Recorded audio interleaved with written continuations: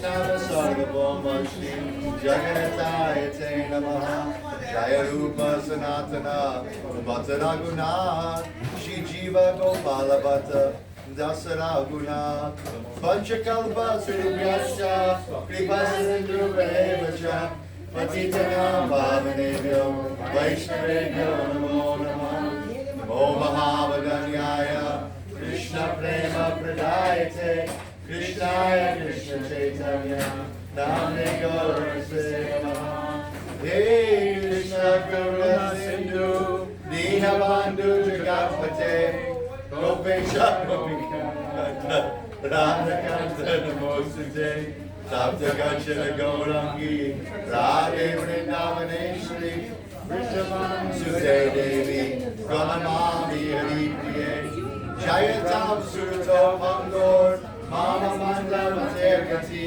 Matsarvasya Padambojo Radha Madana Mohano Divya Vrindaramya Kapamada Srimad Nagara Sahasra Srila Radha Srila Govinda Deva Krishna Bini Srimad Srimad Rasarasarami Vamsi Bhatta Tatashita Karnashan Bendu Swaner Gopir Gopinatai Kesuna Vrindaya Tulasi Devai Priya Keshavascha Krishna Bhakti Prade Devi Sakimatai Namo Namaha Panchatattvamagam Krishnam Bhakti-rupa Surupakam Bhaktavataram Bhaktakyam Namami Bhakti-shaktikam Shri Krishna Chaitanya Prabhu Nityananda Shri Advaita Gadadhar Shri Vasari Gaura Bhakta Vrinda Hare Krishna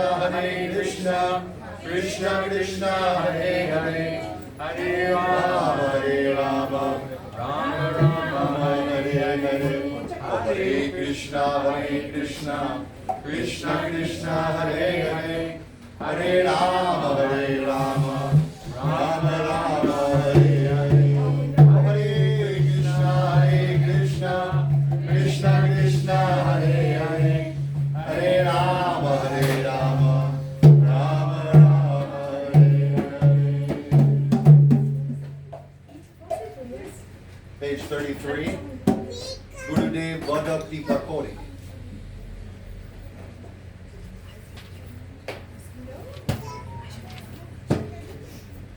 Gurudev Bhajan Rahasya. Godavana Maje Gudrume Diya Josana. Gurudev Bhajan Rahasya.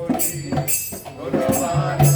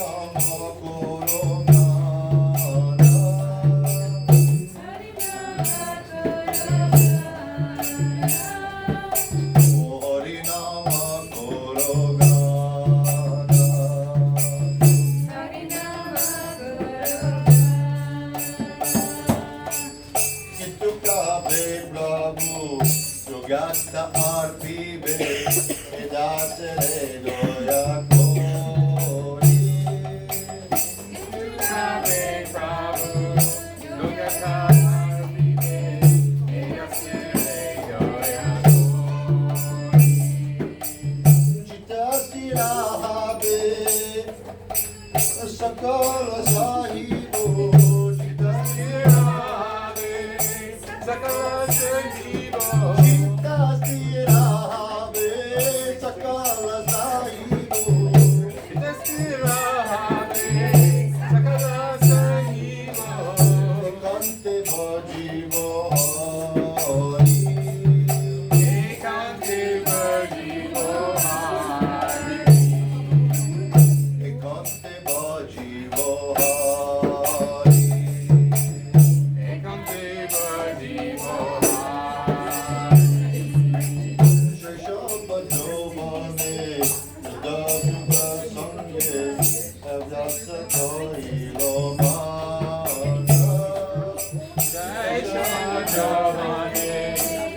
Sukha Sange Abhayasa Holomanda Nija karma dose edeha hoiro Nija karma dose edeha hoiro Nija karma dose edeha hoiro Nija karma dose edeha hoiro Bhajanera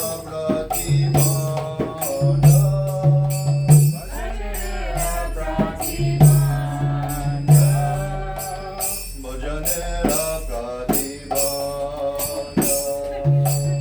Bhajanera pratibhana Bhajoke ekona Bhajaroke hata Emone bhajivo para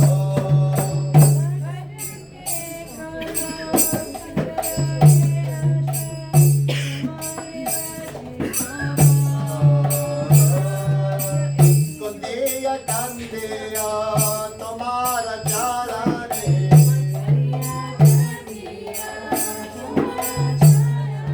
Condia candia tomara charane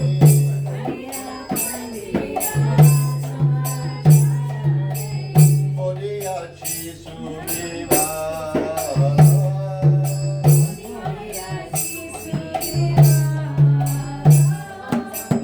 Odia chi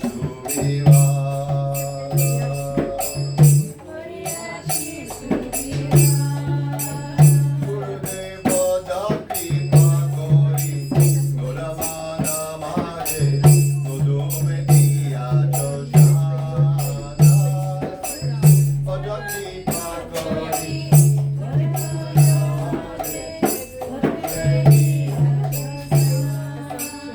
Jaya Gurudeva Jaya Gurudeva Gurudeva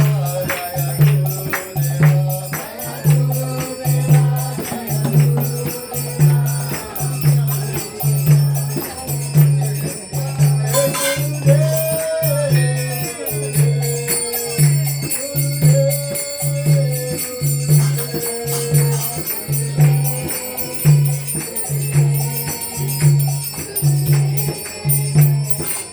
Oh Jaya Jaya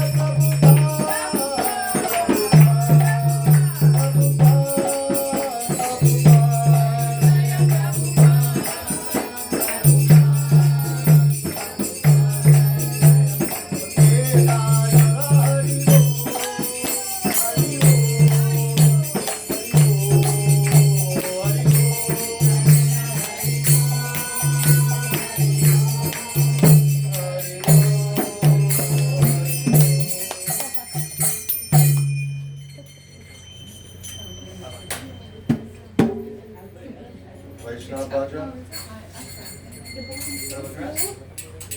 Gopal, it's Gopal.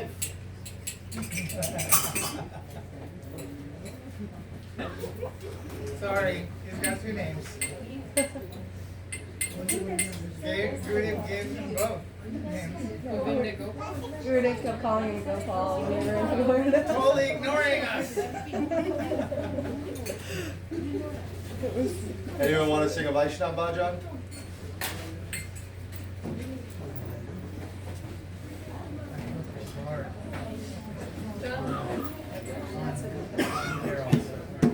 But I hope you don't mind that I They usually have like a whole group.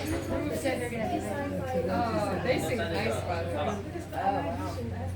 Of course I did. Oh, how about you?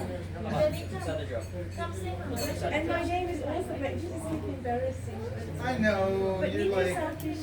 but you traveled so far just for I know, right? But mosquitoes fly. Just come suck the blood. You're so greedy for blood. So blood. Cool, is that what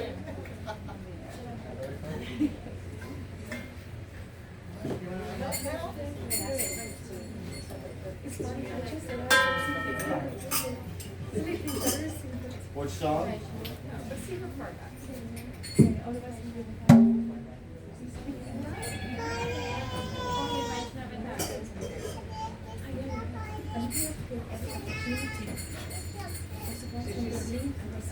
I believe it's page 39. Oh, hey, Vaishnav Thakur.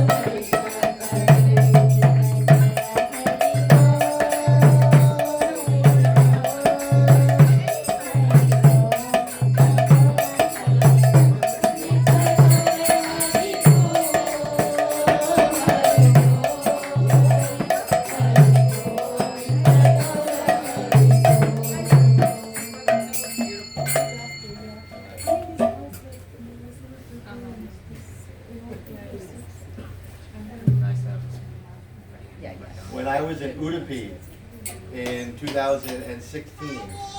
Srila Uday Maharaj was preaching, and there was so many people there. And then I knew Bhajan, I could play some Mridang, everything. So he said, "Oh, he's young. He's a young boy. What's your excuse?" So look at her; she's so expert. So everyone can do Bhajan. No problem. Haribol.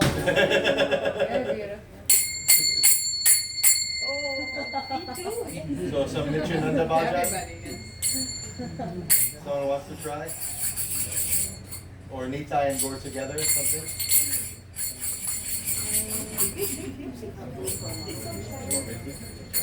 Oh, how did you do it? Hare Krishna.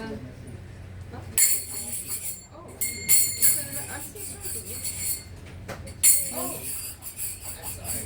I didn't know it was you. I don't have your phone number. How did you know that?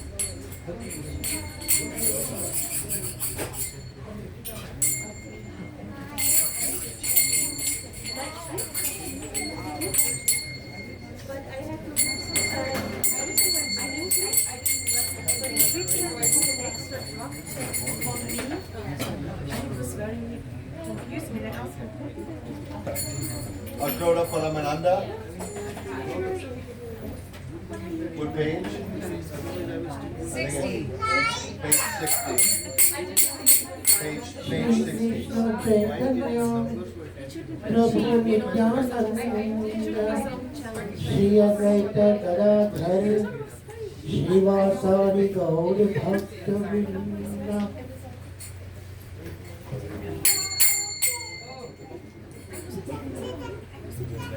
अक्रोध Parmanand Nityanand Ram Akroda Paramananda Nityananda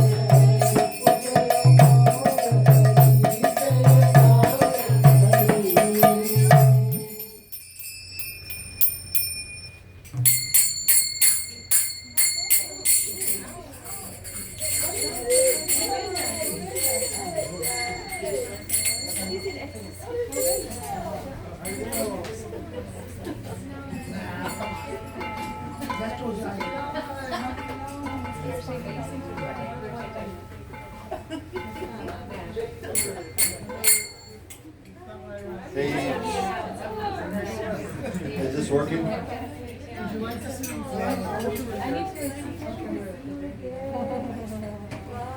Is this working? Yes. Page, I think it's 86. Goranga Bolite Habe.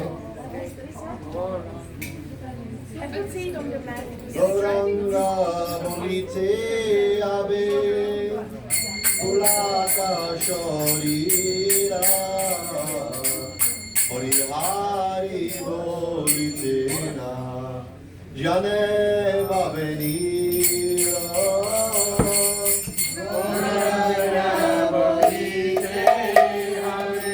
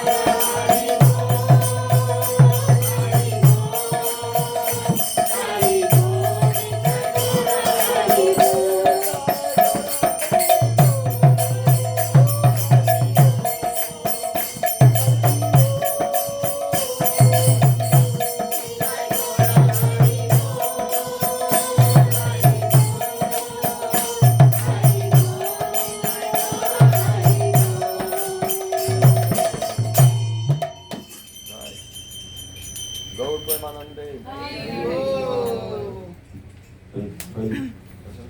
Hare Krishna.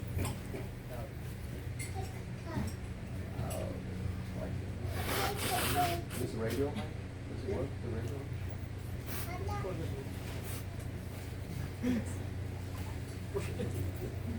Haribo. Yeah. Can you give some of the reverb for singing?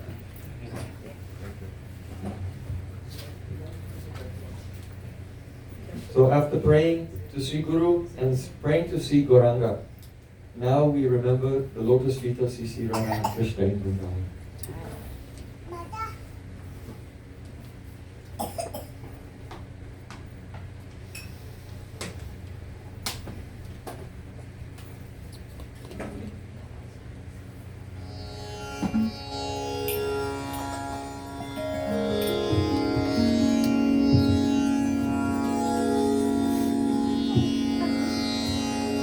Bale Vrindavan Bihari Lal ki jai, Varsani Wali ki jai, Vrishabhanu Rajkumari Ju ki jai, Jai Jai Sri Radhe Shyam. Hare Krishna, Hare Krishna, Krishna Krishna, Hare Hare, Hare Rama, Hare Rama, Rama Rama, Hare Hare.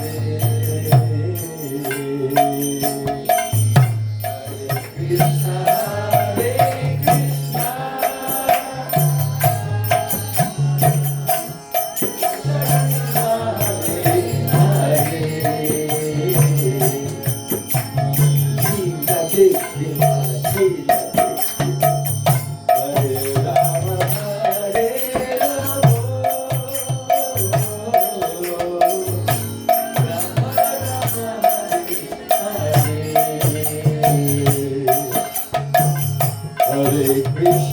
Hare Krishna,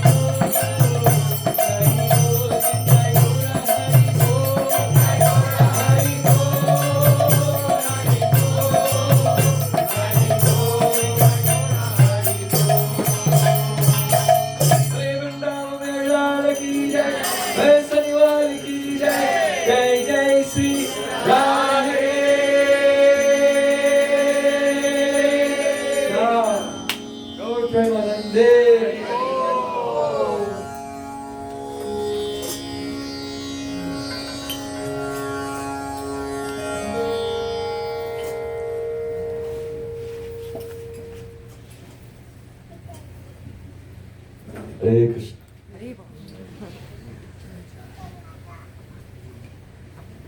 I am most overjoyed again to come to this holy place, the Bhajan Kutir of Krishna Mahaprabhu. And this time, this year, though it's still the cool season, it's very warm in here. Because he's always improving better and better arrangements to serve all the Vaishnavas. So I'm very grateful to Krishna Mahaprabhu and his very devoted wife also. Hare Krishna.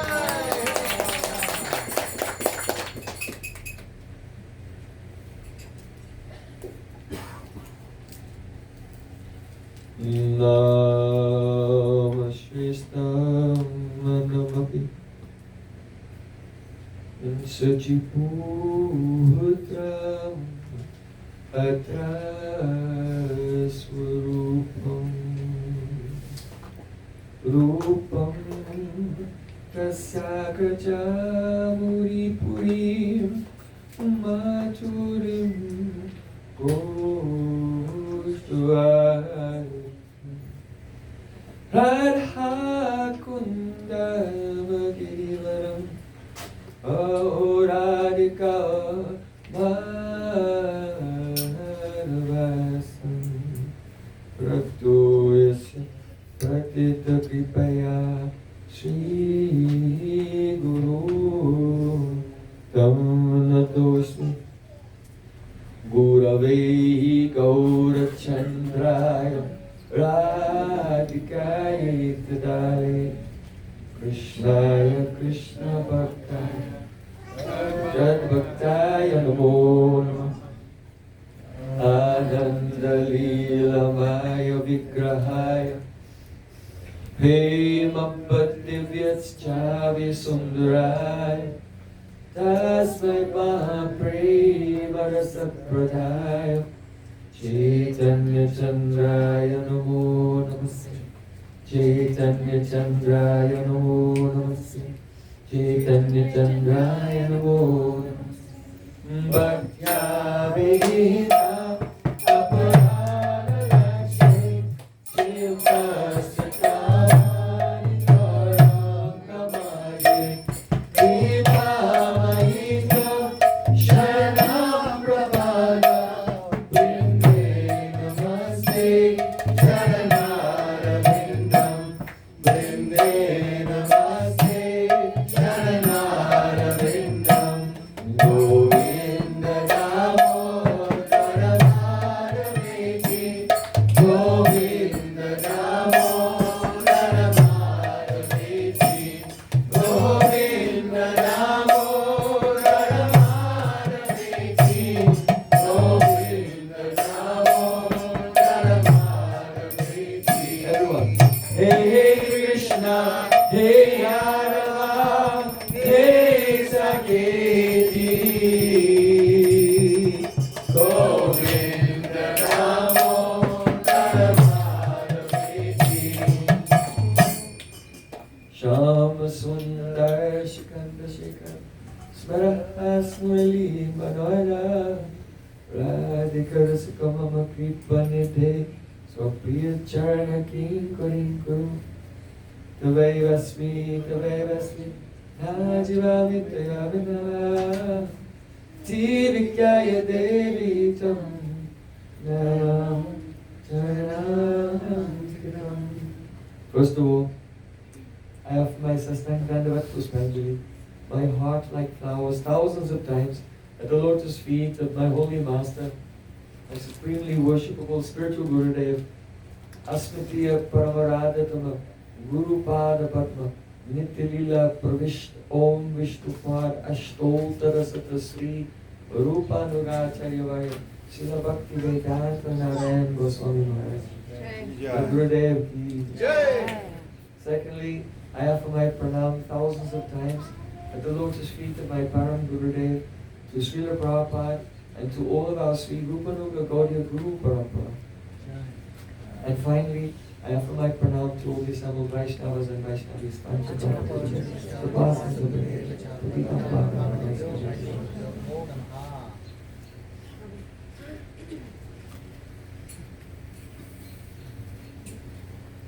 Premier Kabuki.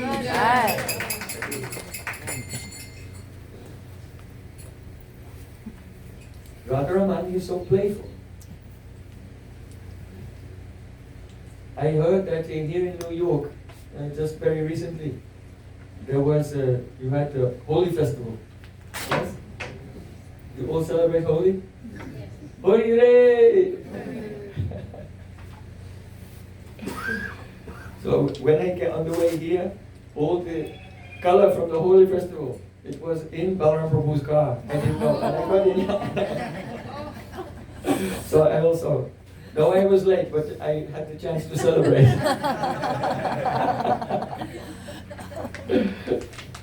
Because Radharman is so playful.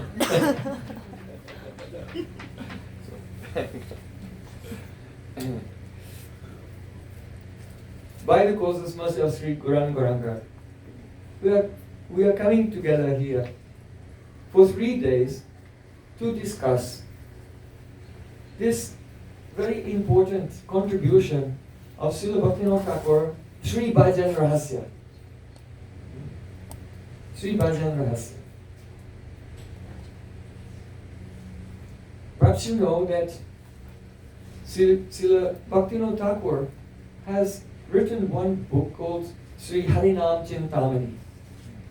And there, the theology of the holy name and the offenses to the holy name and how to overcome them, and instructions, general instructions about how to help the devotee in various stages.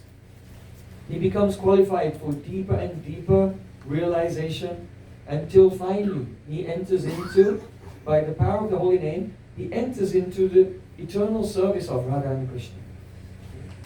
So, in a general way, the glories of the holy name have been described there. But this Bhajan Rahasya gives the actual specific verses that Srila Bhaktivinoda Thakur himself, he used to meditate on during his bhajan.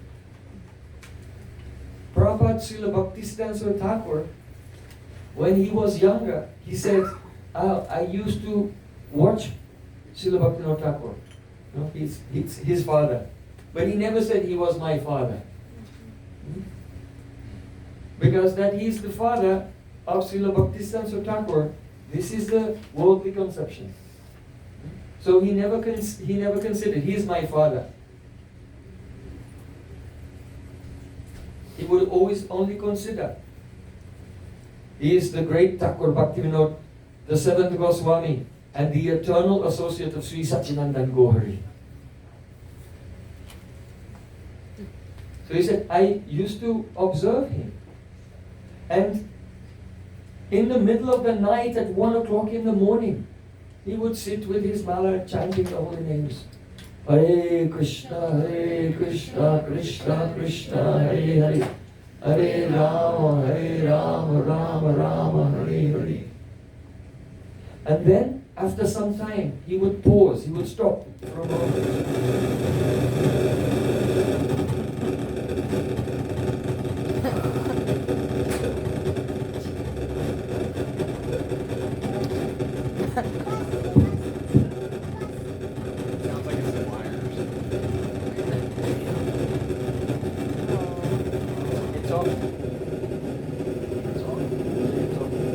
Come on, look. It's something else. I'm the sound wave.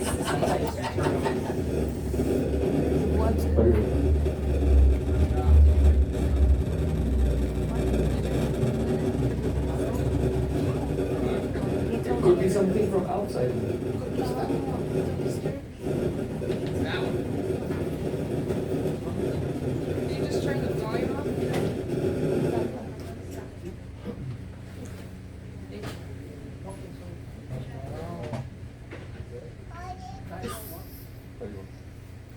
Turn it off.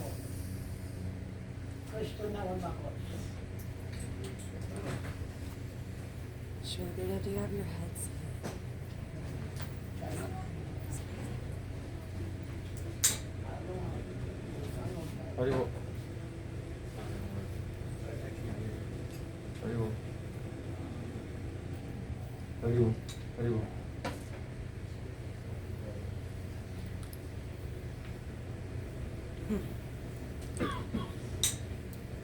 Haribo. Haribo. We have stamina. But it's got the interference. Oh. Yeah, we Do need you a have, new system. do you have our headset? Do you have your microphone?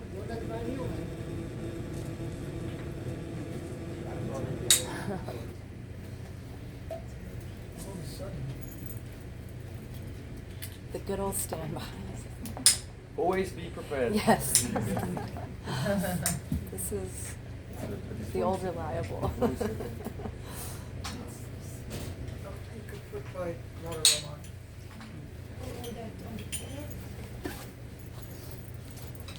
We're there on the table.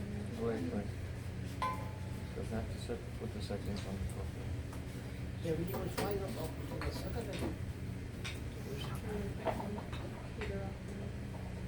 I'm still hearing just high pitch. Haribo. Hare Krishna. Hare Krishna. Hare. Okay. Hare.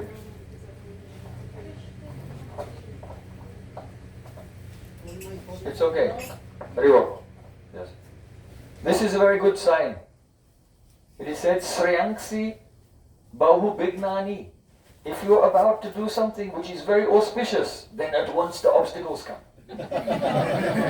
So this is a good sign. So we are discussing how Srila Bhaktisiddhanta Thakur, he said, when he was young, he saw Srila Bhaktivinoda Thakur chanting the holy names, and then sometimes he would stop, and then he would pause for a moment and then call out a verse. Venu karan patitam skalitam shikandam brastanta picha brajaraja. He's calling out some verses from the writings of our Goswamis.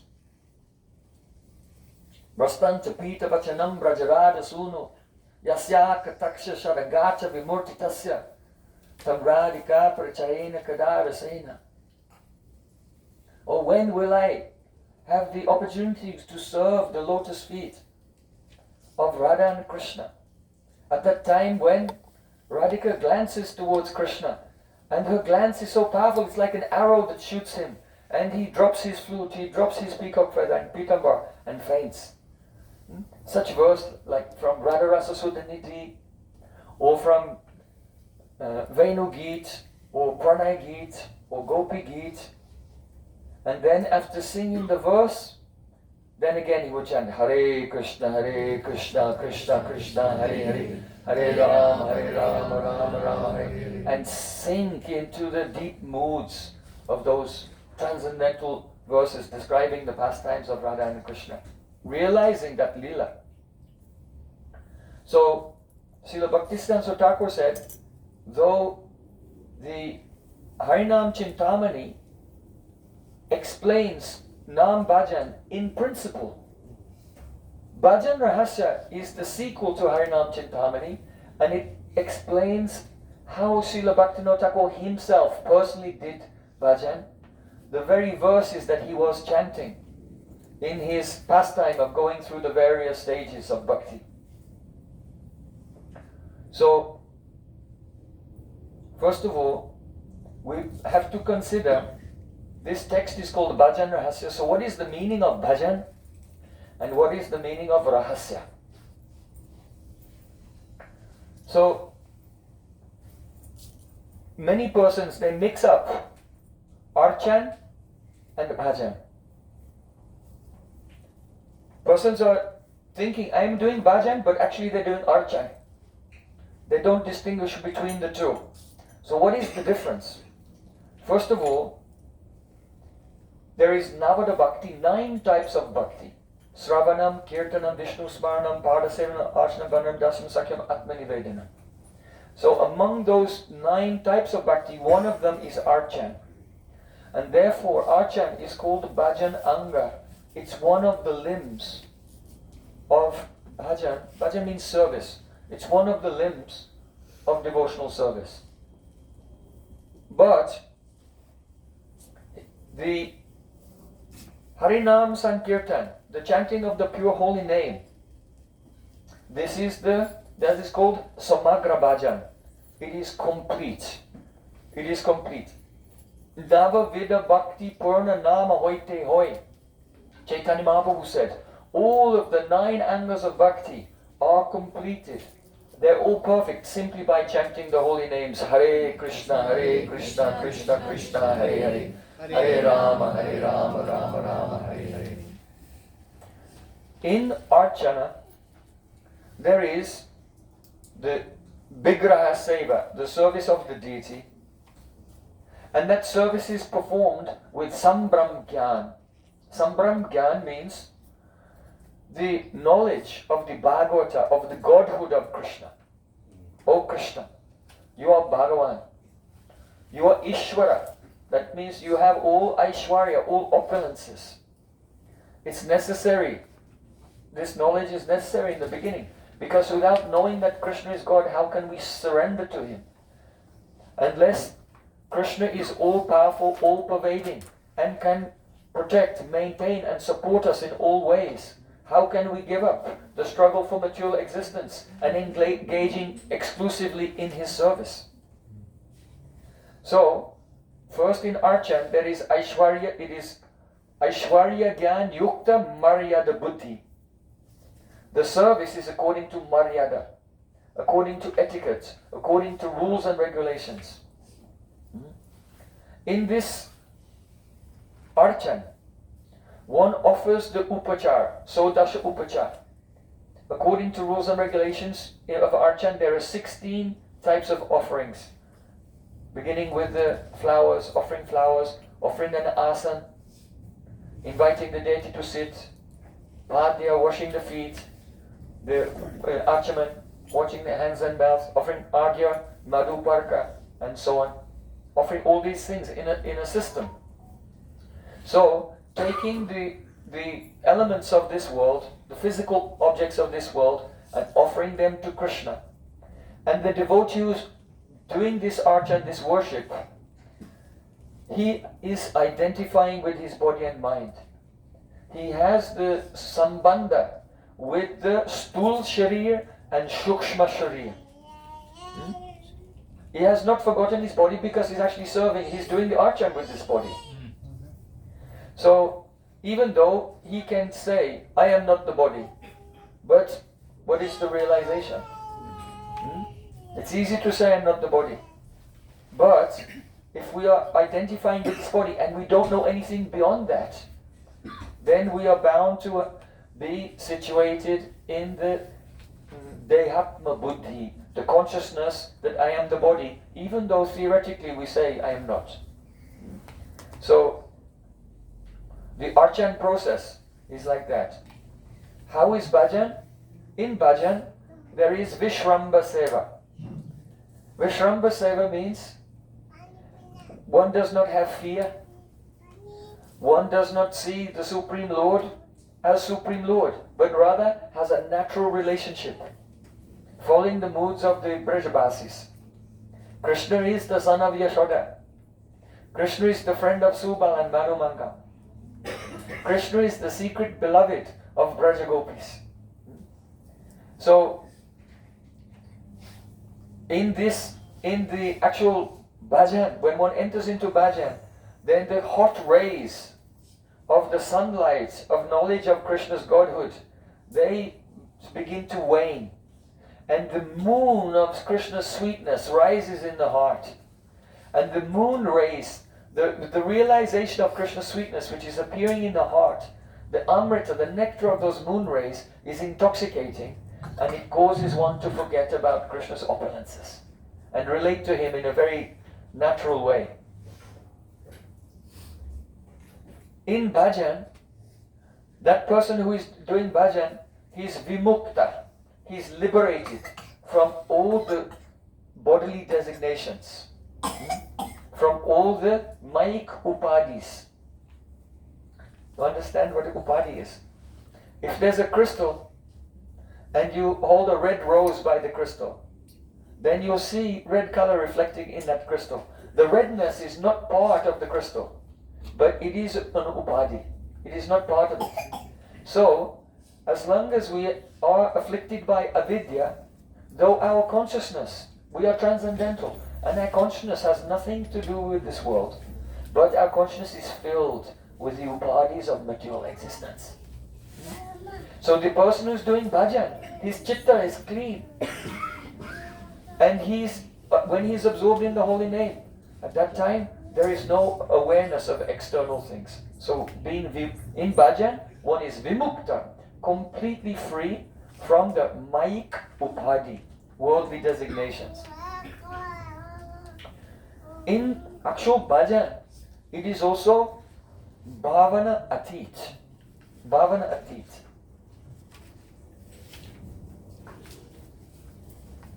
That means that if a devotee, he has associated with advanced Vaishnavas and listening to them, he has some realizations of Krishna. And he has a Garda Sanskar, deep impressions in his heart of the sweetness of Krishna and the sweetness of Vrindavan. So then, when he begins to chant, then he meditates, he does bhavana on those impressions that he has received by mercy.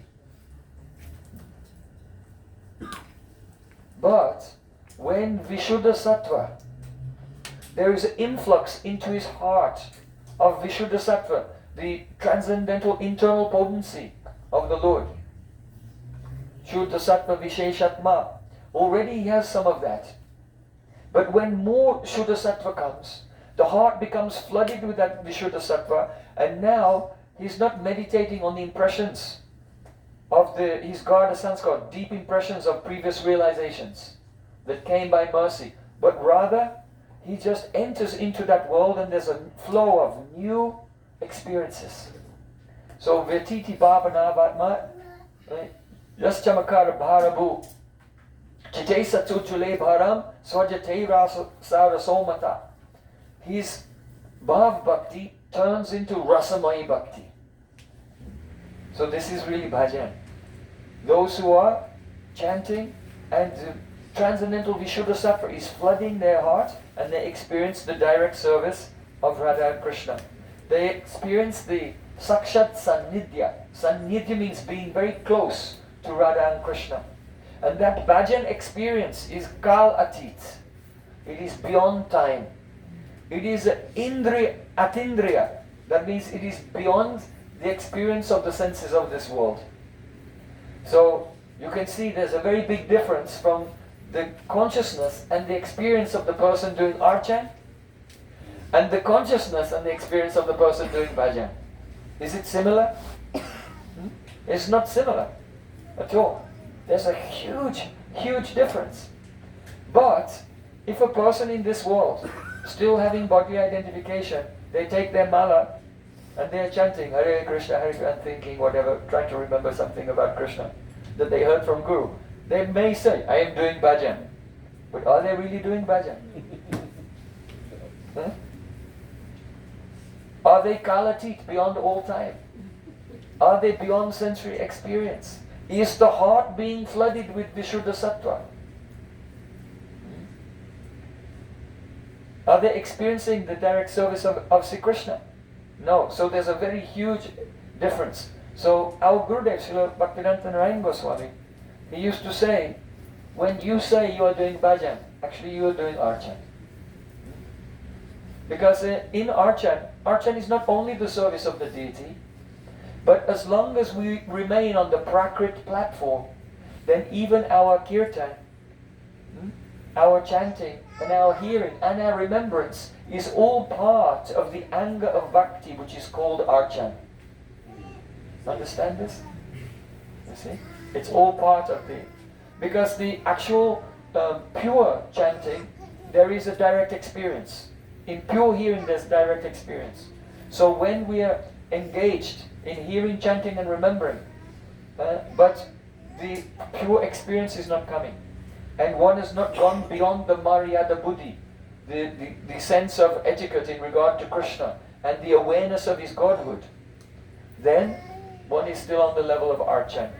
So, archan is a special vyavastha. It's a special arrangement to purify the Konishta Adhikaris, those who are still on the material platform. Yeah. Now, Gurudev used to say that when you are doing the bhajan, you think I'm doing bhajan, actually you're doing archan. Said, but when you see me doing archan, actually I'm doing bhajan. Yeah. So if it looks a very high level pure Vaishnava, like our Gurudev, if you go before the deities and offer prayers or offer arti, we're thinking, oh, he's doing archan now. But actually, he is completely beyond time, beyond the gunas, and the flow of Vishuddha Sattva is there in the heart, and he's experiencing a very intimate, loving relationship without even awareness that Krishna is Bhagavan. So, it depends on one's level of consciousness. So this is the discussion in regard to the meaning of the word bhajan. Now, what is the meaning of the word rahasya? The word rahasya means a gura, guru padishta vishay. Vishay means a subject.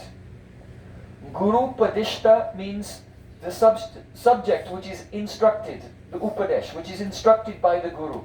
So guru upadishta vishay, which is gura. Gura means very profound and secret. So that profound secret instruction, subject matter which is explained by the guru, can only be received by the disciple. It is only gyatavya. Gyatavya means it must be known. It is to be known only by Parama Sradalujan. Parama Sradalujan. Those disciples who have very deep faith. Very deep faith. What is faith? Srada Shabde Vishwash Kohe Surdida Nishchoy Krishna Bhakti Koila Sarvakama Kritahoy.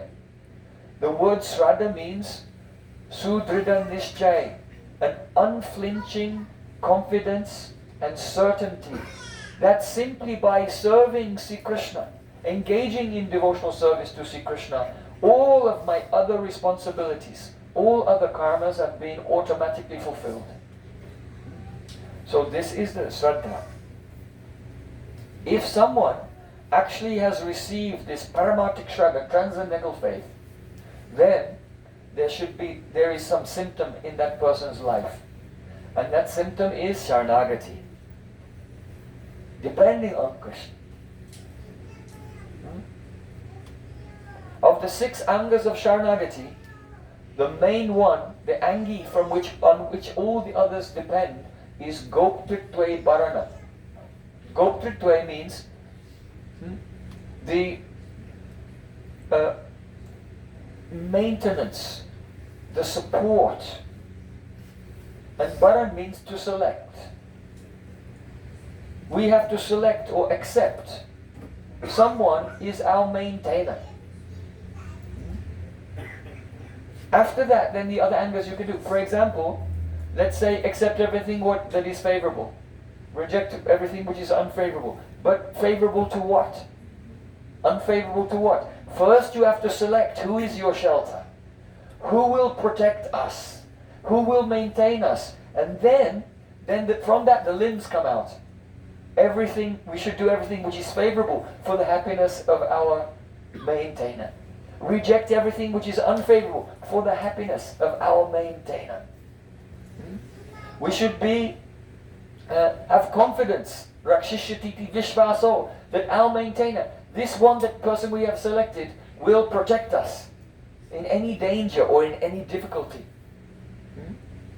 To always be humble. And that means to always realize that I am the servant of Sri Krishna. And whatever service I have done, it is very insignificant. I have never done enough. I have failed. We see advanced devotees. Once Gurudev was telling me about his own guru. I remember it was after class and we were walking up the stairs back to his room, his Bhajan Kuti in Mathura.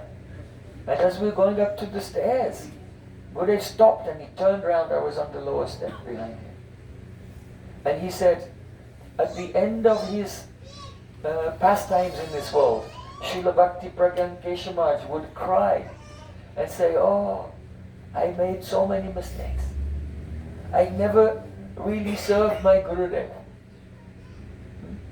Now, if we had opened so many mats everywhere, made parikrama from scratch, and it became thousands and thousands of people, and had really qualified disciples like Srila Bhaktivedanta Narayan Maharaj, Srila Bhaktivedanta Trivikram Maharaj, Srila Bhaktivedanta Vaman Goswami Maharaj, and thousands of others, had protected the Sampradaya and the teachings of Srila Bhakti-Siddhanta Thakur from the attacks of so many different smarta Brahmins and Sahajas and so on.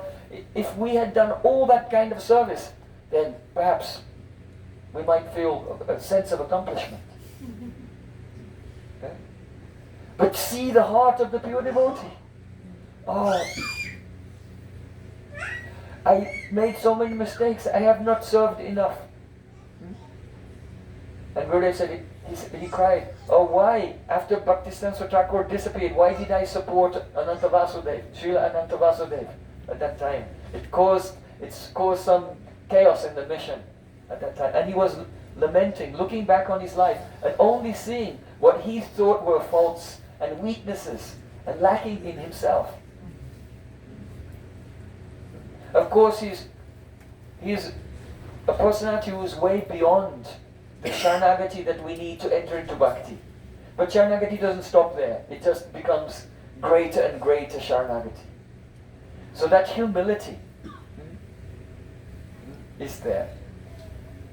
And Atmanivedan means to consider, to offer my Atma. But to whom? You have to select your guardian first. You see? I'm trying to emphasize this point. Why Gopitve Varana is the Angi, and all the other Angas of Sharanagati are related to that. So Atmanivedan is to offer oneself. Oh my Lord, everything belongs to you, nothing belongs to me, even my own soul does not belong to me, my soul belongs to you.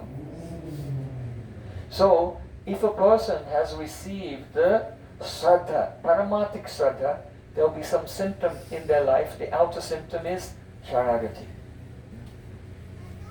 So, that person who is actually Param Shraddhalujan, the person who has that transcendental faith, the confidential instruction that he must receive from Sri Guru, that is called Rahasya. So now we have covered the meaning of these two words, Bhajan Rahasya. Now we want to go to address the structure of Bhajan Rahasya. The structure of Bhajan Rahasya is very beautiful, and it's described in the words of Srila Bhaktivinoda Thakur. But when my Gurudev, when he published this Bhajan Rahasya, along with a commentary as well, he published it with a chart. Perhaps you've seen the chart. And the chart graphically shows the overall, just at a glance, you can see the overall structure of Bhajan Rahasya, instead of just trying to piece it together in your mind from the various paragraphs of text. So Gurudev, he was very, he did a great service. It was very helpful to everyone to see this. Oh, you can just hold it up. So, does everyone know this? Yeah. Yes, yes. So it graphically illustrates the overview of the whole book and the different levels of the teachings in Bhajan Rahasya. So, actually Srila Gurudev,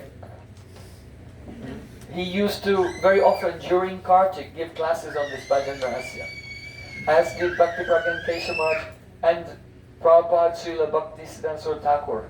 He was the first one to give classes during Kartik Parikrama on Srila Bhaktivinoda Thakur, his Shiksha Guru's Bhajan Rahasya. And those classes, they were transcribed, and then the transcriptions were given to Gurudev, and Srila Gurudev went through and he added some things, removed some things, and gave some extra comments. And it became this commentary on Bhajan Rahasya. So, by his causeless mercy, I had the opportunity to be with him when Gurudev was writing this commentary. And he was staying. We just left Vrindavan, and we're heading off on a tour, the winter tour. So we were going to Southeast Asia and Australia in that direction.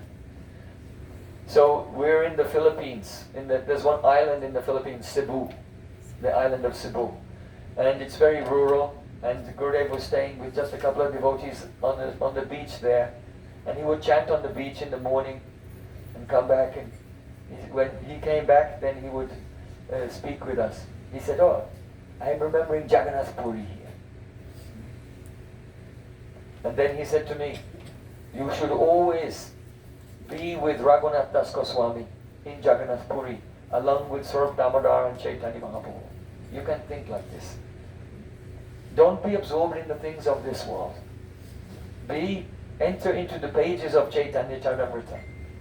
How Chaitanya Mahaprabhu was so absorbed day and night in chanting and relishing the discussions of Harikatha with Swarup Damodar Goswami and Ramananda Rai at night. And in the night time, Raghunath Das Goswami would stay at his asana, that is by the Satasan Mat in Puri. And he would be waiting. And he cannot sleep at night. And he will be waiting for Swarup Damodar to return from the Gambhira to receive the fresh news. What were the pastimes of Chaitanya Mahaprabhu that night? So Gurudev used to say that Raghunath Das Goswami, he was just like a calf. When it's milking time, they bring the calf close to the mother and tie the calf with a short rope called the Niryog, the rope which keeps the calf just a short distance away from the mother. And the baby calf is pulling on the rope. Wants to drink the milk. So Raghunath Das Goswami was like that calf. Oh, when will Swarup Damodar Goswami come back? When will he come back? And then he would see him coming and give pranam and ask, what happened in the Gambhira last night? And Swarup Damodar Goswami would give him the fresh news every day of Chaitanya Mahaprabhu's pastimes. So Gurudev said, you should remember, be absorbed in these things. Don't be thinking of the worldly news and views. So at that time, he was writing his commentary on Bhajan Rahasya, and Gurudev said, as I am writing this commentary, I am realizing how Srila Bhaktivinoda Thakur, in the form of Kamala Manjari, is entering into the Leela of each verse in Bhajan Rahasya.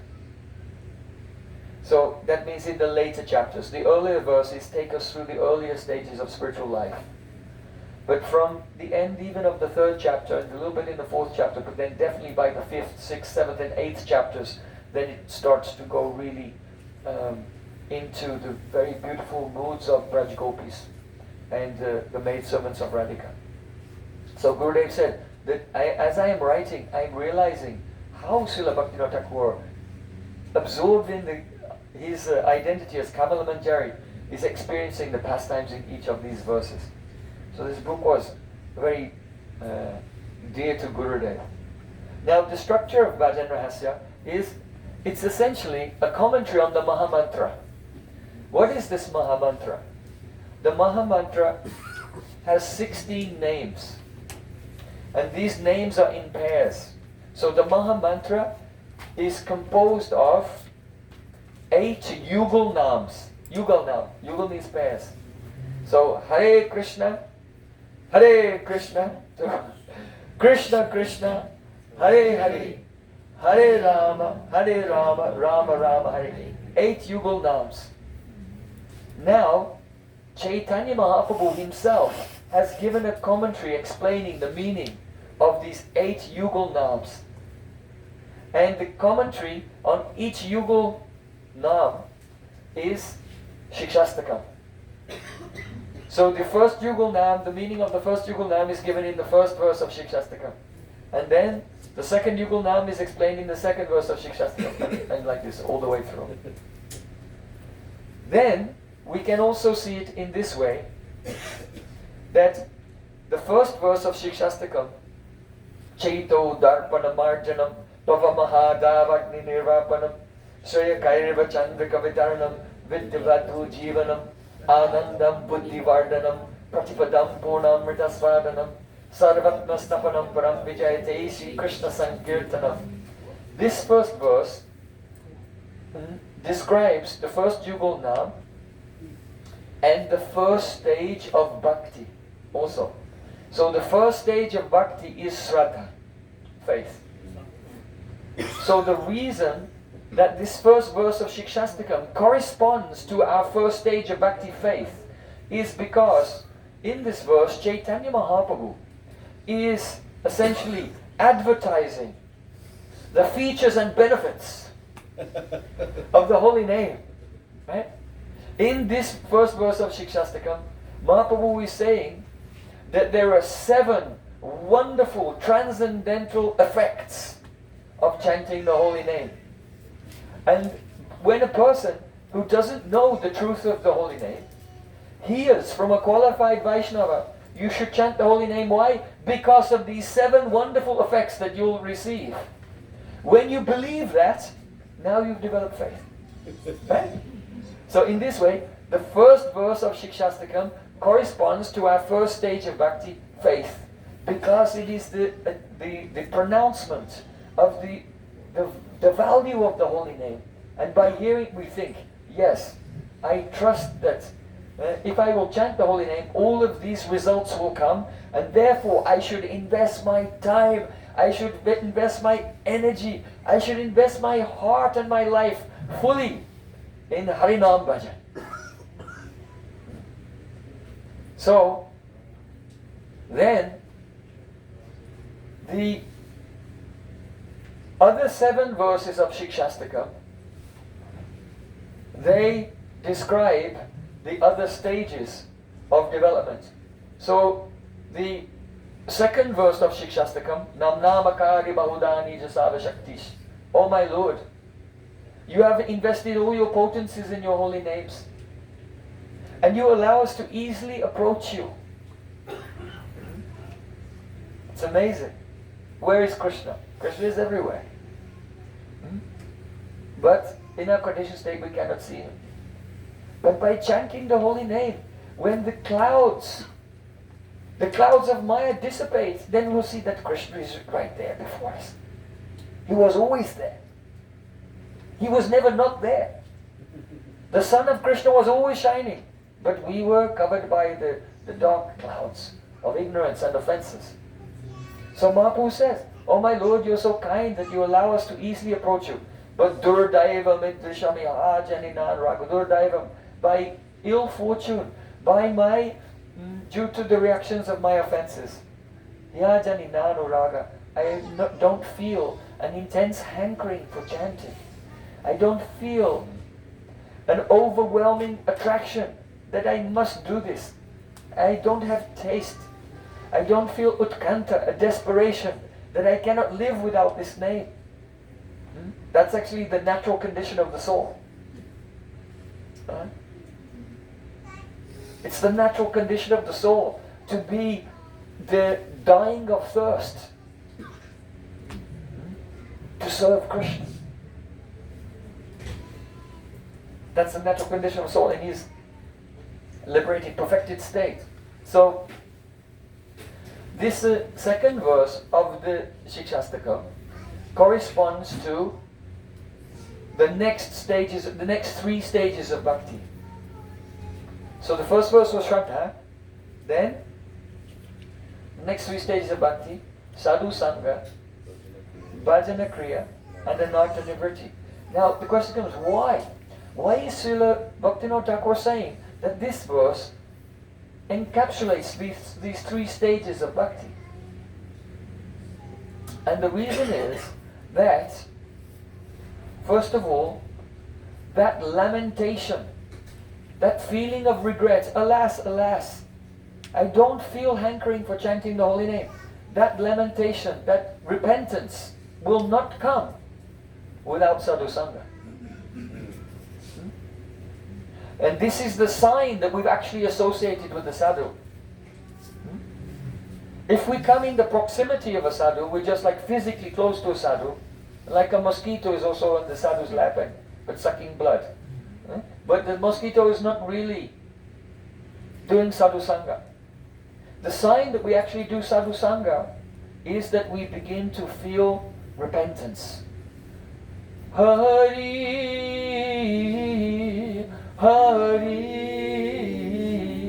bifale janam koinu, manusya janama paya, Radha Krishna na bojiya, janiya shuniya bisha kohinu. Hari, Hari, bifale janam koinu. Oh Hari, I have wasted my life, I have wasted so much time. I attained this human form of life, but I have not done bhajan, I have not served Radha and Krishna. And therefore I am like a person. You know, if a person, as someone puts poison in a bottle, but it's not marked poison, it's marked something else. Lemonade.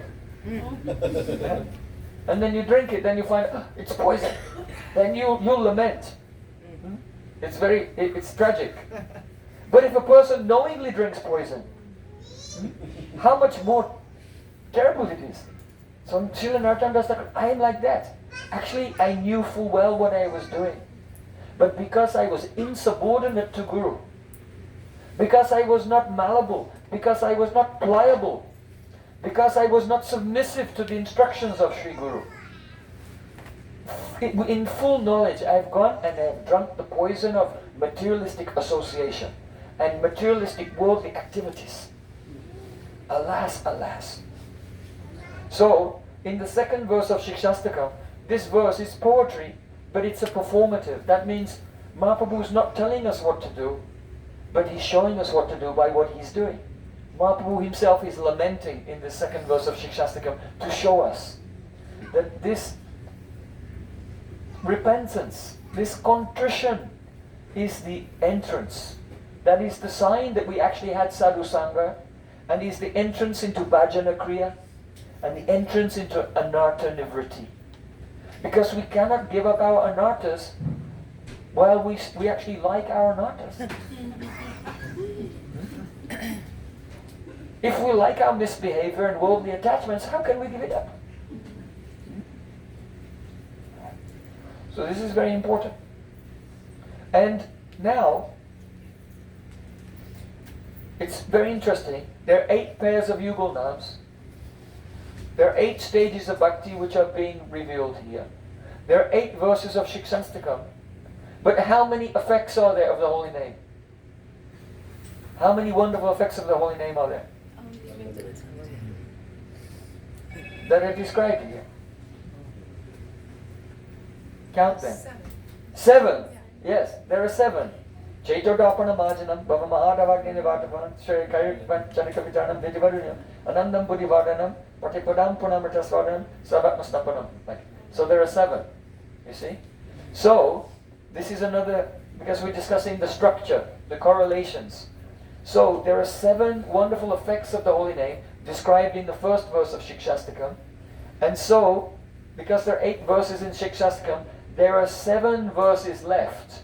And each one of the 7 verses explains, is a commentary on each one of the 7 wonderful effects. You see? That's why Shikshastakam has 8 verses, but there are 7 wonderful effects. Because the first one makes your faith, and it's like the contents page. Yeah? It's the contents of the rest of Shikshastakam. Chapter 1, chapter 2, and then each verse, each of the 7 verses of Shikshastakam is then an expanded, it's unpacking each one of the 7 wonderful effects of chanting which have been listed in the first verse. Yeah. Are you getting some idea of the structure? Yeah.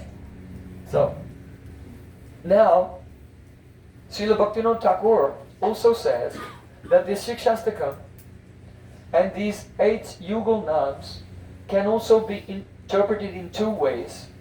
The stages that we're discussing so far, Shraddha, faith, then Sadhu Sangha, Anartha Nivritti, Bhajana Kriya, Anartha Nivritti. So, just to make that very clear, how the first verse is the list of the 7 effects, And so the second verse is the description of the first effect. So what is the first effect? Chaito darpana marjan, that the mirror of the heart becomes cleansed. And so this the second verse, Nam Namakari Bahudani Jisava Shaktis, is showing that when one chants the holy name in a repentant mood and weeping for one's fallen condition, with Sambandha Gyan, knowing that the holy name and Krishna and all of his Shaktis are non-different, then Chaito Darpana Marjanam will take place. But because the verse corresponds also to Sadhu Sangha, Bhajana Kriya, Anatana Vritti, so the cleansing of the heart will take place when we have Kirtan and Harikatha in Sadhu Sangha. The feeling of lamentation will come from Sadhu Sangha. And then when we do Bhajana Kriya, we engage in the activities of bhakti under the guidance of a pure sadhu, then Anatana Vritti, the unwanted desires and attachments are removed, and that is described poetically as Chaito Darpana Marjanam, cleaning the dust away from the mirror of the heart. You see. So, now, even though each of these verses, the third verse, Trinada Pisuni Chena, describes Nishta. It describes Nishta. This is a very interesting point. In the Yoga Sutras, see, there Patanjali, he explains that Tada Drastu Sarupe Vastanam. It means that when the chitta becomes steady, it's free from oscillation, the basis of the psychological body is no longer disturbed by attachments and aversions. When the chitta vrittis become restrained, then automatically you intuitively no longer identify with the body and mind, but you see, I am Atma. And you become a witness. The witness towards you. See, the body and mind is something external. You can see it from the objective vantage point. And you're situated in the nature of your soul.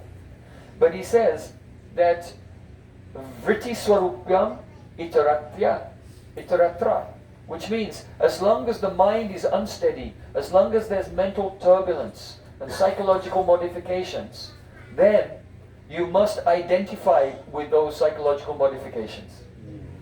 So what happens, nishta means that the chitta becomes steady, the waves of the worldly thoughts die down, and then Srila Chaitanya Mahaprabhu explains that poetically saying, Trinada Pisunicha, you become more humble than a blade of grass. You see? Because one may say, how can you become more humble than a blade of grass?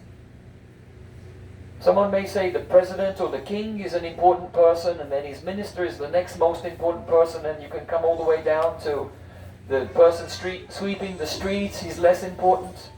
And then you can come down to the dog in the street, is less important. But once you get down to the grass, then where will you go from there? It's so insignificant. But the thing is this, the grass has the ego, I am a grass. See?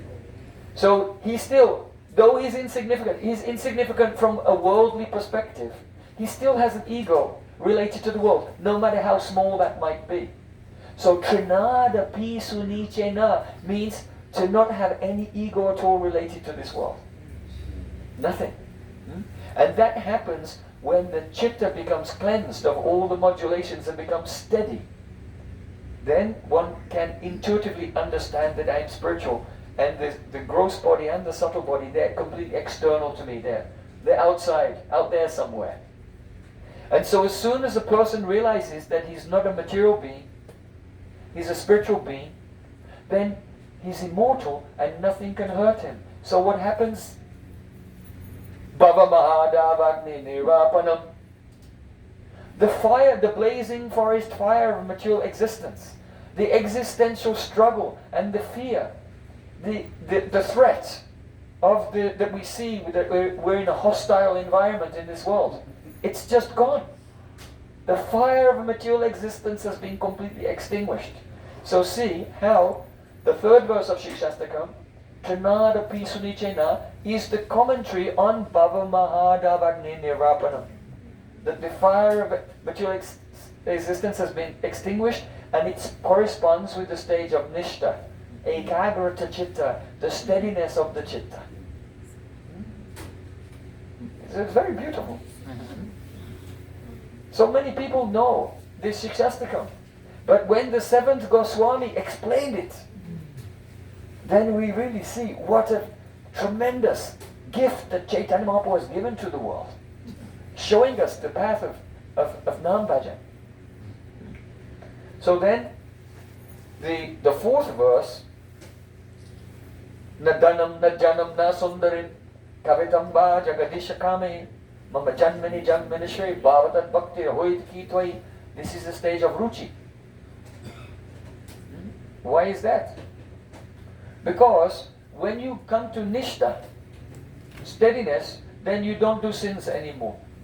Generally, papa.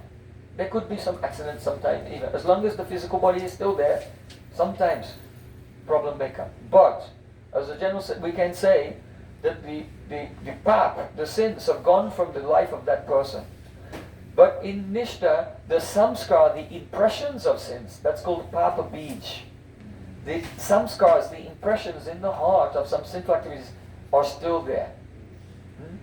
And as long as the mind is still sometimes disturbed, the devotee doesn't do sins, but sometimes a sinful thought may come. Then he cannot really relish pure bhakti. But when ruchi comes, then ruchi is defined as ruchihi, papa bij nashad. Bhakto madhurya anubhavaha. When there is the destruction not only of sins, sinful activities, but even the seed of sin, the impressions in the heart have been destroyed, then one can experience the madhurya anubhav, the realization of Krishna's sweetness. And so, in that stage, that is ruchi, the devotee, he says it for real. Nadanam, I don't want money. Everyone say, Nadanam. Nadanam. But is it true? Do you want money or not? It's easy to say, Nadanam, I don't want money. But do you not want money? In the stage of ruchi, because the experience of Krishna's sweetness is so much awakening in the heart, then the devotee really says, I don't want money, nadanam, najanam, I don't want progeny, family members, children, grandchildren, great-grandchildren. I don't want followers. Kavitamba, I don't want to be famous as a great pandit, to be a learned poet. Because that's great, that's huge prestige in Vedic society. In Vedic society, even the kings, they're searching here and there, trying to find pandits and kavis, and to offer them, please live in my palace. They were the prestige of the king if he could collect some great kavis. Just like King Lakshman Sen, he's famous, he had 6 famous poets living in his court, Jaidev Goswami, Govindacharya, Umapati Dhara, Doi Kavi, Shrutidhara. So, that's a great prestige to be a famous pandit and poet. Mahaprabhu says, Kavitamba Jagadishakame. I don't want this. Then what do you want? Mama Jammani Hoituki Bhakti Toi. I want that just this spontaneous devotion will awaken in my heart at every second. Because in ruchi, you experience the taste of Krishna's sweetness, but not at every second. In the stage of ruchi, it's called the buddhi purvaka. That the devotee takes his mala, and then by his intention, he thinks, now I'll remember Krishna. And he begins to utter a verse, like the verses from Ruchi is the 4th chapter of Bhajan Rahasya. He may utter a verse of the 4th chapter of Bhajan Rahasya, and then he applies his intelligence to that and chants the holy name, and then he begins to feel the sweetness. So the sweetness doesn't come to him spontaneously, but he has to make an effort. So it's called buddhi purvaka. And therefore he prays, oh, I don't want that. I want to be in that stage where Mama Janmani Janmani Shray Bhavatat Bhakti Hoitakritai, lifetime after life, this relishment of your sweetness, this devotion is awakening at every moment, effortlessly. So he knows it because he has to make that effort that he's still far away from his attainment. So then ayinanda tanuja kinkaram. Or we can say that that stage of ruchi is described in the first verse. Where? Where in the first verse is ruchi described? Sreyakaiva Chandrika Vitaranam. Yes. That the lotus of good fortune is opened by the rays of the moon. Because a night blooming lotus, when it's touched by the rays of the moon, it opens. So the meaning here is this, that in the stage of ruchi, there's a realization of Krishna and his sweetness, but it's not a direct darshan. It's a reflection. In other words, the holy name, the pure name, is in transcendental, and some rays, the abhas of the pure name, is touching the heart and giving the abhas of realization. Because the chitta is like a mirror, and there's a reflection of, not directly seeing Krishna, but seeing the reflection of Krishna in the mirror of the heart. And that causes the heart to open. So it's like the rays of the pure name, that is the Shraddha Nama Bhas, touching the heart, and more realization is unfolding. So it's called the Shreyakari Vachandrika Vitaranam, the stage of ruchi, and the fourth verse of Shikshastakam. Then the next verse, Ainanda Tanuja Kinkram. O son of Nanda Maharaj, I am your kinkar. This corresponds to asakti. Because if you see in the other verses of Shikshastakam, like in the second verse, Eitadashi Tava Kripa Bhagavan. He talks to the holy name, you are Bhagavan. In the even in the stage of ruchi, Mama Janmani Jamani Ishwari, oh my Ishvara. But now in the stage of asakti, he says Nanda Tanuja, O son of Nanda Maharaj. It corresponds to asakti. Because in asakti, there is not only the abhas of Krishna's form and qualities and associates, but the abhas of your own swarup. And so because in that stage, the abhas of your own swarup is shining in the heart, then one can address Krishna, O son of Nanda Maharaj. It's a very intimate, like family relationship. But at the same time, there's some, one comes out from his meditation and sees I am in this world, but cannot forget that intimate relation. O son of Nanda Maharaj, I am your servant, but I have fallen into this material existence. Please pick me up and accept me like a dust at your lotus feet. So that is the stage of asakti. Now in the first verse of Shikshastakam, which phrase is describing asakti? Vidya Vadhu Jivanam. So this it can be seen in many ways, but two are prominent. That is that this holy name is the Jivanam. It is the life and soul of Vidya, transcendental knowledge. The transcendental knowledge of the spiritual world. And so that transcendental knowledge is compared to a young bride, a vadhu. Vadhu means a young woman who just got married, a newly married bride. So just as a newly married bride never serves anyone else, she only serves her husband. She's completely focused on the husband and serving him. So in the same way, transcendental knowledge of the spiritual world never serves karma, jnana, yoga, tapasya, or any other method you want to do. It never serves pranayama or whatever, crystals or astrology or whatever airy-fairy new age ideas people have. They'll never get transcendental knowledge from this. Because the goddess of transcendental knowledge is very, very chaste, and she only serves Nam Sankirtan. This is the one meaning, a general meaning. But more deeply, here is Vidya Vadhu, that you can realize that you are a Vadhu. That you are newly married bride, like Srila Bhaktivinoda Thakur prays.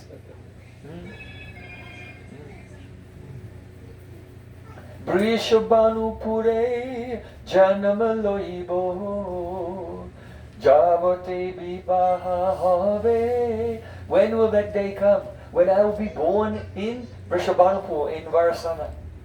And then when I grow up, when will my hand be given in marriage to a gop, a cowherd boy, in the village of Yavat?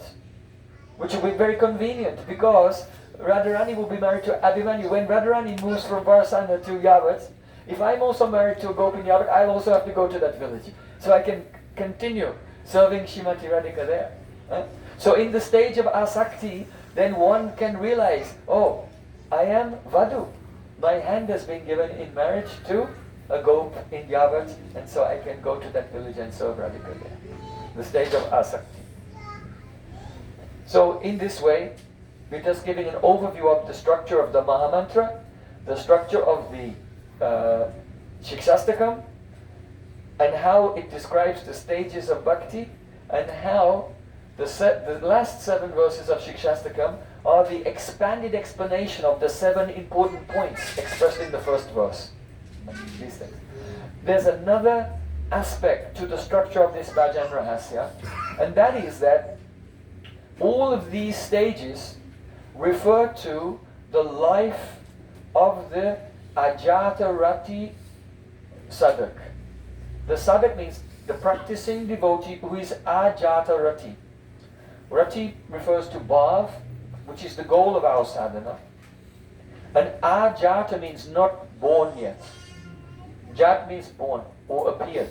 So Ajata Rati Sadak means the devotee in whose heart the goal of sadhana, Bhav, has not yet appeared.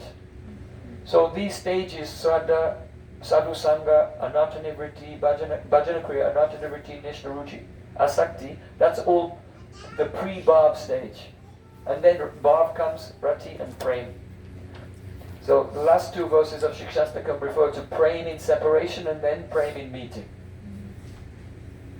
So the verses of Shikshastakam and the 8 Yugal Nams also have a meaning for the devotees who have attained Rati. So they're called Jata Rati Sadak. The Jata Rati Sadak, the Sadak who has realized Rati.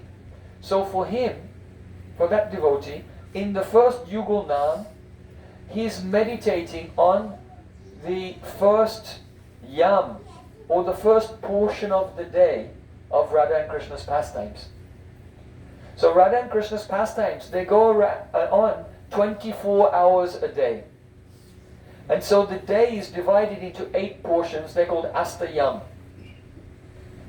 So you have the first chapter of Bhajan Rahasya is called Pratanyam Sadhana, the sadhana of the first yam. And that is called Nishanta Kalin Bhajan, Nishanta Lila. So each yam is 2 hours and 24 minutes long. Except for the midday time and the midnight time, then the yam is twice as long. 4 hours and 48 minutes. And so the pastimes of Radha Krishna, beginning from Nishanta Lila, that means the end of night, that's from 3:36 in the morning. 3:36 to 6 o'clock. 2 hours and 24 minutes. To 6 o'clock. That is the Nishanta Lila, end of night pastimes, where Radha Krishna waking up in a kunj and then they have to secretly return to their homes. Then from 6 o'clock to 8:24 is the Prata Lila, early morning pastimes. When Radha Krishna, they're in their separate homes, they wake up, Krishna has to milk the cows, then take a bath, and take breakfast. And Radhika wakes up and she talks with some of her sakis, and then she's dressed and decorated and so on. So then there is after the Prata Lila, then there's the Purvan Lila from the 8:24 to 10:48. That is the forenoon pastimes. Krishna goes to take the cows to graze in the forest and so on. Then there is the Madhyan Lila from 10:48 to 3:36. It's a long pastime. Those are the pastimes of Radha Krishna at the Radha Kund. And also when Radhika goes for Surya Puja and Krishna disguises himself as a Brahmin to try to still associate with Radhika. And then you have so there's the Purvan Lila, and then the noon pastimes, and then the Aparan Lila, that is from 3:36 in the afternoon to 6 o'clock. Krishna's returning with he gets all the cows together and he's bringing them back to the village. So then from 6 o'clock to 8:24, that is called Shayan Leela. And then from 8:24 to 10 o'clock is Pradosh Leela. So in the evening, Krishna takes his evening meal. He goes with Nanda Maharaj and others to the theatre, and there's some entertainment. And all the Brijbasis watch some magicians, some dancers, some jugglers, and different types of entertainment. And then Sri Krishna takes rest in the Pradosh Leela. From the 8:24 till 10:28. 10:48, yes. And then Sri Krishna leaves and goes to the forest, and then the Rasa Leela goes on during the night. And then Radha Krishna take rest, and then at 3:36 in the next morning, then we begin again the Nishanta Leela. So the 8 Yugal Naams are actually the embodiment of the eternal pastimes of Radha Krishna going on 24 hours a day. So in each chapter of this Bhajan Rahasya, first Srila Bhaktivinoda Thakur explains the meaning of that stage to the Ajata Rati Sadak, and then at the end he gives a brief description of the Astakaliya Leela for the devotee who is in the stage of Rati, who has attained Rati. Yeah. So that's the overall structure. Now let's begin with the first chapter. So we only have 3 days, so it's difficult to go into great detail, but I just want to pick some important verses that you can think about and for our prayers. And so we can chant Hare Krishna and then sometimes stop and then utter those prayers and then chant again. So it's very interesting that in the first chapter, Pratamiyam Sada, Srila Bhaktivinoda Thakur, he quotes from the Rig Veda. This is a very important mantra of the Rig Veda. Om Asya Jananto Nama Chid Vivaktan Mahaste Vishnu Sumatim Bhajamahe Om Tat Sat. The sages in the Rig Veda are praying, "Oh my Lord, we know that you exist, but we don't know you personally. Our knowledge is very limited. But how wonderful it is, Nama Chid Viviktan, that your name is transcendental. And by Vivaktan, that means repeating your name again and again. Doing Akshar Abhyas, repeating the syllables of your name. Then Mahaste Vishnu Sumatim Bhajamahe. We will attain Sumati. We'll attain a direct realization of you. We'll move from the stage of only knowing you theoretically to knowing you practically. In a wonderful way, we'll have Sumati, a very beautiful awareness of you. Why? Because Om Tat Sat. Here, Om means the holy name. Tat means that absolute truth. So Om and Tat, they are the same thing. There's no difference between Om and Tat. The holy name, Abhinatvam Nama Namino, the holy name and the named are one reality. Om Tat Sat. And Sat means Swata Siddha, Swayam Prakash, that the holy name is self-existent, eternal, and he reveals himself. In other words, we don't have to depend on our imagination. We don't have to depend on any type of creative visualization. Only Sevan Mukhi Jivado. Our tongue has to be attentive to serving the holy name by repeating the syllables of the holy name. It's as simple as that. Hare Krishna, Krishna Krishna, Hare Hare, Hare Rama, Rama Rama, Hare Hare. So Srila Bhaktivinoda Thakur in Jayavadharma explains, Kirtaniya Sada Hari, one should chant continuously. This continuous chanting is understood to be at least 64 rounds. So 64 rounds, it doesn't take 24 hours. Someone can chant 64 rounds in about 5.5 hours. It doesn't take the whole day. 6 hours. So you have 6 hours to sleep, 6 hours to chant. You still have 12 hours to do everything else. Right? So, but Srila Bhaktivinoda Thakur explains that if a person is only chanting, whatever, 5 or 6 hours, once they come to that stage, then throughout the rest of the day, the name is just will becoming automatic. It will always be in the mind. It's like one will come to the critical point where one has overcome distraction of the world, and the name Hare Krishna, Krishna Krishna, it's always coming in the mind, and the tongue is naturally, without effort, chanting. So, Namachit Vivaktan.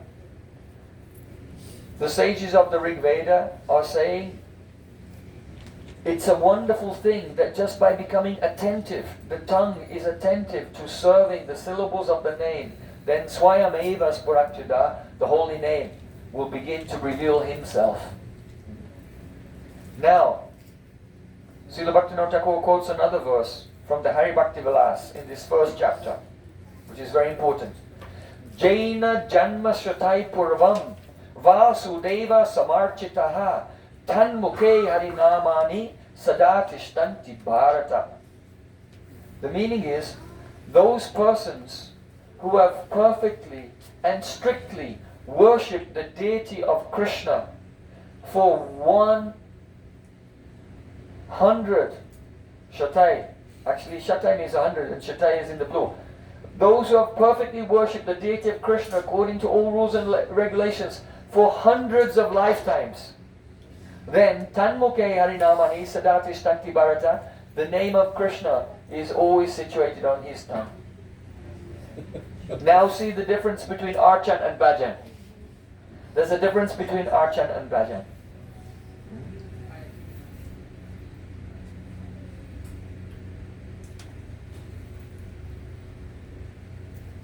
So, if a person will think, I should chant the holy name, and I should speculate, I should imagine, I'm in the Leela and I'm doing some service, like this. Actually, they're just trying to do Archan in the mind. Because the Leela is transcendental, it's not, the mind cannot even imagine it. It's impossible. Nard Muni has said, Sradat Swana Nubhuturto Namanas Prastum Ahati. Nard Muni said, hey Yudhishthira Maharaj, you should know for certain from me that the mind cannot touch anything it has not experienced previously. It's like a computer. If you type something in the computer, afterwards you can come back and from the memory you can find out what's there. But you can't find out things that you didn't put in there. So in the same way, your mind cannot produce things which have not been put in there by a previous experience in this world. So, only when the mind becomes steady and like a mirror, when the heart has become cleansed, then the holy name will begin to reveal the reflection of the divine realm in the purified mind. So those persons who are mixed up, they don't know the difference between Archan and Bhajan, instead of serving Krishna just physically, serving the deity, they say, oh, I'll serve Krishna in my mind. But that's not Bhajan. It's still just a mental version of Archan. Understand? But they may think that they're doing Bhajan. And one of the things is that they may think that if I don't do this, the name won't reveal itself to me. And now that becomes Tadatavado Harinam Nikalpanam. To consider the glories of the holy name described in the Vedas, we're just discussing the Rig Veda, to be an exaggeration or to be imagination. So how is it possible? How is it if I just chant Hare Krishna and repeat the syllables of Krishna's name that Krishna is going to give me his darshan? How is that possible? No, I have to add some extra spices from my past impressions. Otherwise the holy name won't work. Right? So the devotee who's thinking that he's the mental archan is really bhajan, has the tendency to commit namaparad, and therefore it becomes a self-fulfilling prophecy. That yes, how can the holy name just reveal Krishna to me? It can't. Yes, of course it can, because you're making namaparad. So it becomes a vicious circle. And there's no way to get out of that without sadhu sangha. When we hear from a sadhu who has faith in the holy name, and who has seen Krishna by chanting the holy name, and has experienced the Krishna gradually, his qualities and associates appearing just from the holy name, then one can get faith and overcome these offenses. So, Yena Janmashita Purvam Vasudeva Samachita. One may be on the platform of Archan for hundreds of lifetimes. And afterwards, slowly, he may become free from offenses. And after hundreds of lifetimes, then maybe you'll chant the pure name. And so, in this Bhajan Rahasya, Srila Bhaktivinoda Thakur is teaching us there's a difference between Bhajan and Archan. And Mahaprabhu's teaching is the teaching of Nam Bhajan. Param Vijayate Sri Krishna Sankirtanam. And what we see among the neophytes, the Prakrita Bhaktas, is a type of illegitimate archanization of the Sankirtan movement. And that's why they remain on the Prakrit platform. Now, the neophyte devotee only understands Archan, and that's why his conception of what bhajan is actually Archan, because that's all he can understand. So he must associate with sadhus, and by hearing from sadhus and serving them, his adhikar can be elevated. In Srimad Bhagavatam, Shri Krishna tells to Uddhav about the Kanishta Adhikari or the Prakrit Bhakta. He said, Archayam eva haraye, pujam ya sradayate, na tad bhakteshu chanyeshu, sa bhakta prakrita smitaha. That devotee is a Prakrita Bhakta, he's Kanishta Adhikari, he's on the materialistic level. Archayam eva haraye, he's doing Archan to Hari. Pujam yasradayate, he does puja, and he has faith in that. But na tad bhakteshu chanyeshu, he does not know how to associate properly with other devotees. And so we see that the neophyte, the Prakrit Bhakta, he may have faith in his own guru and in the deity, but he may have a tendency to commit offenses to other Vaishnavas due to a sectarian spirit. Or he may not recognize the greatness of other Vaishnavas who could help him as a Shiksha Guru. So there's a tendency to, as long as the devotee is on the materialistic platform, to misunderstand devotees who are on the transcendental platform. That tendency is there, and this is why when the 10 offenses are described in Shastra, the first one, Satam Ninda Nam Nam Paramam Aparadam Vitarate Yatakyatim Yatam Katam Usahate Tad Vigarayam. It means, oh, how can the holy name tolerate the minimization or the criticism towards a devotee who has given his life to the service of the holy name? The holy name is dear to him, and he is dear to the holy name. So if someone will criticize that person, then the holy name will neglect him. That's the first offense. But the reason it's given as the first offense is because in the Prakrit stage, the person is doing Archan, he doesn't understand the life, the inner life of the devotees who are really doing bhajan. He doesn't have the capacity. So he may make some offenses. There's an example. Perhaps you know that Arjun, he burnt the Kandava forest, the Kandava forest, and at that time there was one Maya Danava. He was in the Kandava forest, and Arjun saved him. So Maya Danava is from the Danavas. The Daityas and Danavas are like the demons' dynasty. So Maya Danava, he's a great magician and he's an expert architect. So out of gratitude for Arjun saving him from the Kandava forest fire, Maya Danava constructed for Yudhishthira Maharaj in Indraprastha a very beautiful assembly hall, a sabha. And this assembly hall was made with jewels and pearls and coral and so many precious materials. It was very artistic, but it was also filled with optical illusions.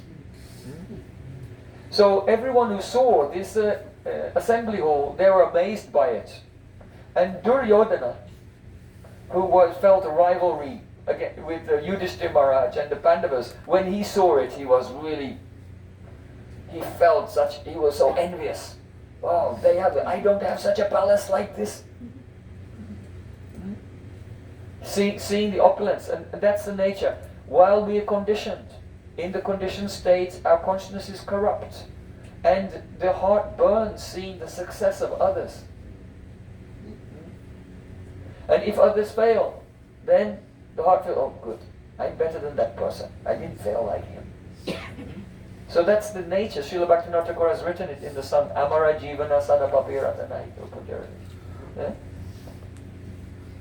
So the conditioned soul, who has an artist, there's some envy there.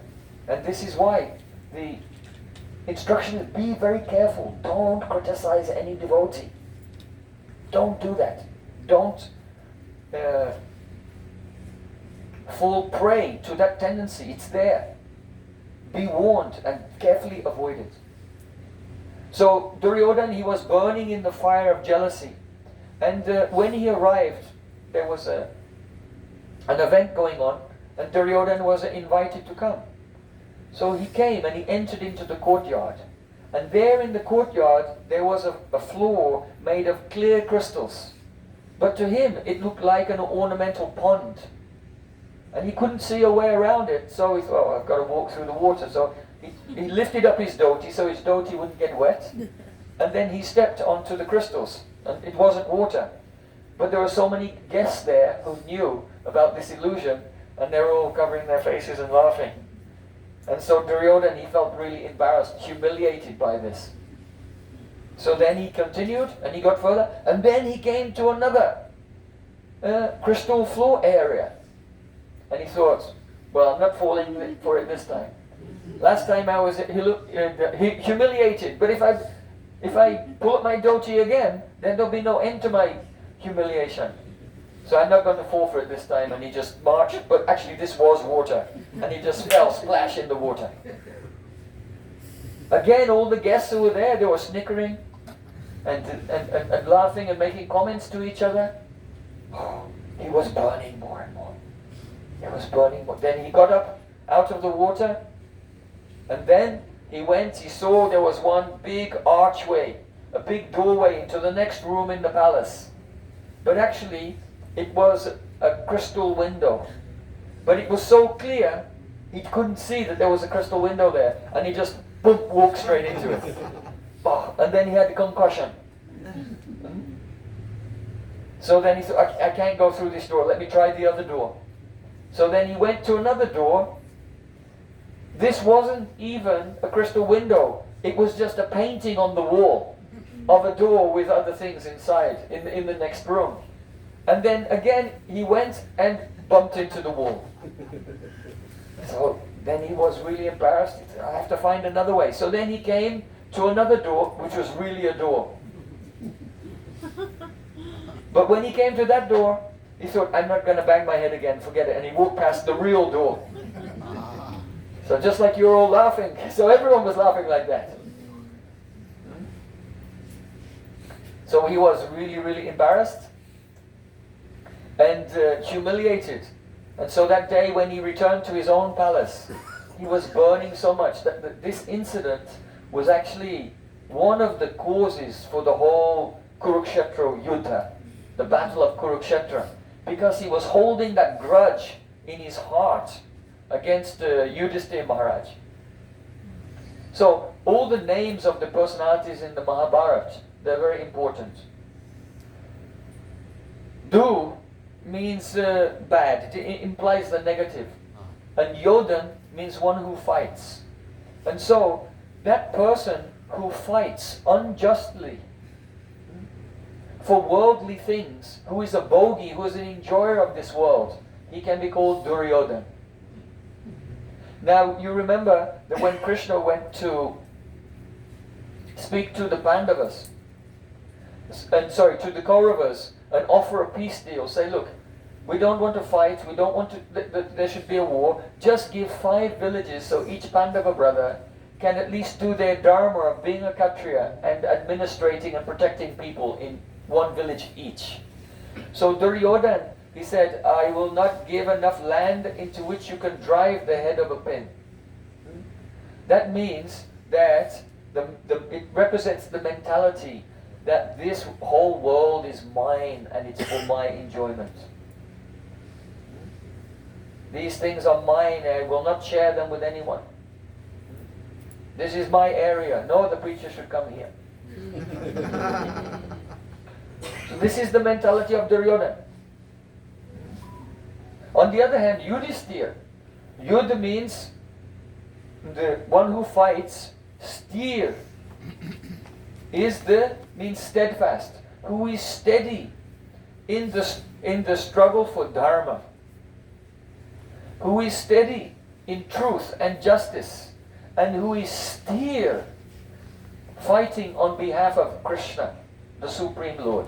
So his name is Yudhisthira.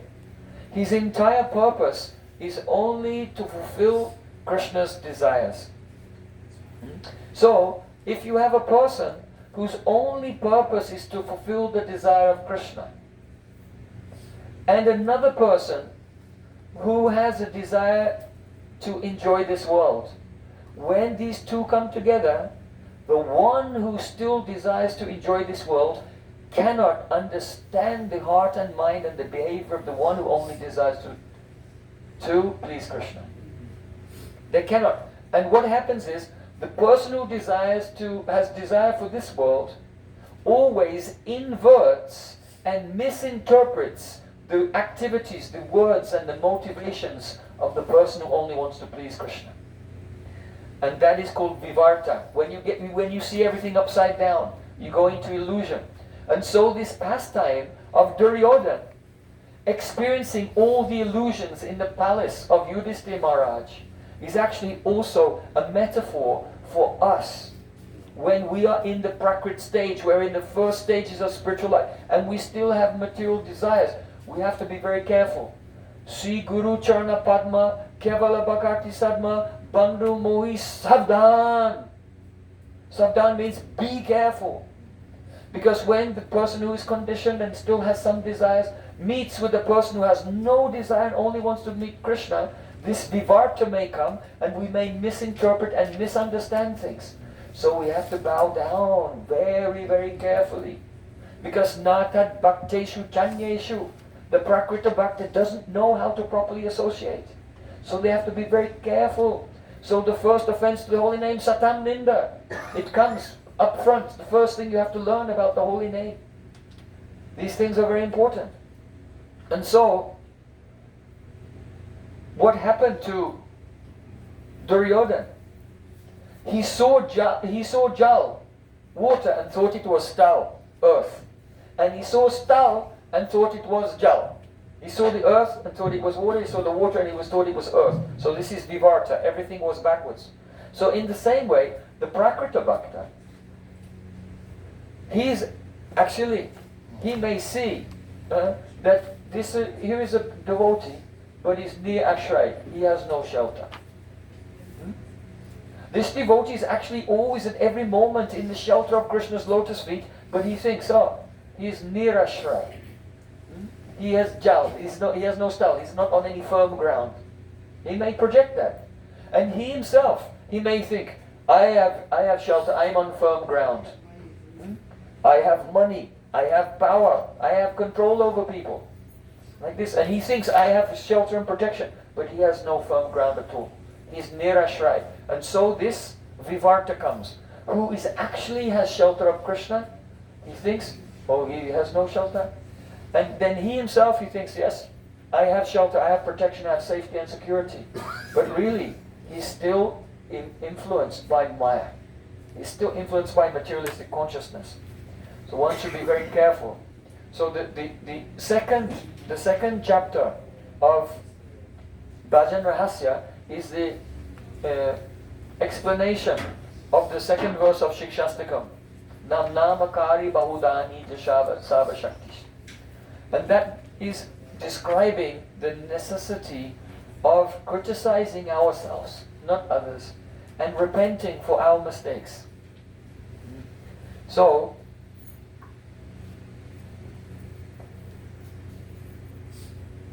when one gets sadhu sangha, to go to the next stage, bhajana kriya, something is necessary. One needs to receive initiation. So in between sadhu sangha and bhajana kriya is diksha. Yes? So what is diksha? In the path of Vaidhi Bhakti, Panchatric Diksha, then Diksha is called Pancha Sanskar. It's Pancha Ang Diksha. It is Diksha which has 5 limbs. And these 5 limbs are called the Pancha Sanskar, the 5 samskars, or deep impressions that we receive. So in the Shastra, it is said, Tapa Pundram Tata Nama Mantro Yagas Cha Panchama Amihi Pancha Sanskara Paramaikanti Haitavaha. So the meaning is that in the initiation, Panchatric Diksha, there are 5 sanskars, and these are the cause of Parama Aikanti. Haitava. Haitava means they are the causes of Parama Aikanti, supreme concentration, one-pointedness. Because actually any of the angas of bhakti can give perfection. But if our mind is not focused, if it's turbulent, we have vikshipta chitta, we are distracted, then we cannot experience the perfection that comes just from chanting and hearing. And therefore the path of archan and diksha is given. To make the mind become free from vikshipta chitta, from distraction. So how do we do that? There are 5 sanskars. So the first one is called tapa. And traditionally, the guru would have a hot iron in a fire with the symbol of a chakra, or the 4 symbols of Lord Vishnu: the chakra, the conch, the lotus flower, or the club. So he would have the symbols of Vishnu in a hot iron in a fire, and the disciple would come, and the guru will brand him, and then it's burnt onto your arm. And if you go to Udupi in the Madhva Sampradaya, that's our line has come from that side. Even today, for initiation, you have to. And not only that, this branding, this is not life membership. This is not life membership. You have to renew your membership every year, and every year you have to go back and have it again. You see. So that's a good test, isn't it? Because these days many people go here and there and say, "Oh, who wants to take Harinam? Who wants initiation?" And I go, "Yes, me." But if the guru came up, "I've got this hot iron here. Who wants initiation?" Right? So it weeds out, separates the wheat from the chaff. Those who are really serious, who really, really want to take shelter of Sri Krishna. So in the Vedic times, and even today in the Madhva Sampradaya, they follow this Vedic tradition. First you have to burn. But this is external. The inner meaning, all the stages of Diksha have an inner meaning, and the inner meaning is tap means anutap, repentance. One has to feel a burning in his heart that I have wasted my life, and I have bad behavior, and I am in a fallen condition. I am in need of redemption. I require mercy. I require shelter. So that anutap, that is the first samskar. And this is why no guru should give initiation to a disciple just like that. I mean, Narad Muni can do it. But because he has the power to, just by his glance, make the person lament. Like Mugrari, the hunter. He showed him, he had the power, he showed him, look, in your future life all the animals are waiting for you, and they can't wait to cut you to pieces and eat you. And then he started to lament. Right? So, if the guru, who doesn't have that power to give the vision of the future and cause the person to immediately lament, then by harikatha and by association, gives that impression. So the prospective disciple takes shelter, and slowly, slowly, and when the guru sees that the disciple has now become sincere and really wants to change his ways, now the first anga of the diksha, the first sanskar is done, tapa. Then the next one is pundram. Pundram means tilak. So pundram is not this tilak, 3 lines like this. That is for the Shivites, Mayavadis, impersonals. Our tilak goes up. Urdhva pundram. Urdhva means up. And what that means is that the vision the goals, the ambitions of that disciple are all rooted up in the spiritual world. See? So there are two things. First, the regret means to turn away from material life. The tapa means to turn away from material life. And then giving tilak, urdhva means now to look up at the spiritual life. We can take our own pulse and see, do we have ambitions? Are our ambitions rooted in some temporal event in this physical world? Or are all our ambitions collected and focused on the eternal service of Radha and Krishna and Chaitanya Mahaprabhu in the spiritual world? So that's the meaning of tilak. It means to turn we were bahimukh, turned away from Krishna. And the tilak means to become Krishnunmukh, completely, with all our desires facing towards the spiritual world. Spunda. So then the third sanskar is Nam, to receive the holy name and to change your name. Before your name was whatever, Raju Patel, whatever. But now your name is Radharaman, Das. The name should be given with Das, that we no longer identify with our caste, with our country, with our province, with our material family dynasty, all of these things. No. I am the Das of Krishna, Krishna Das. So to receive the name is to receive the holy name and to change one's name to a spiritual name, to give up all identification with the previous history. As Srila Bhaktivinoda Thakur says, Purva itihasa pulinu sakala seva sukha paye mane amito toma tumito amar hikaja aparadane. Bhaktivinoda Thakur said, Oh my Lord, in the happiness of serving you, I've forgotten my own past history.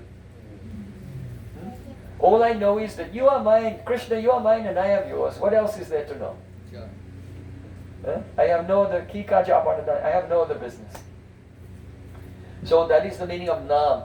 Then the fourth samskar is mantra, the Diksha mantra.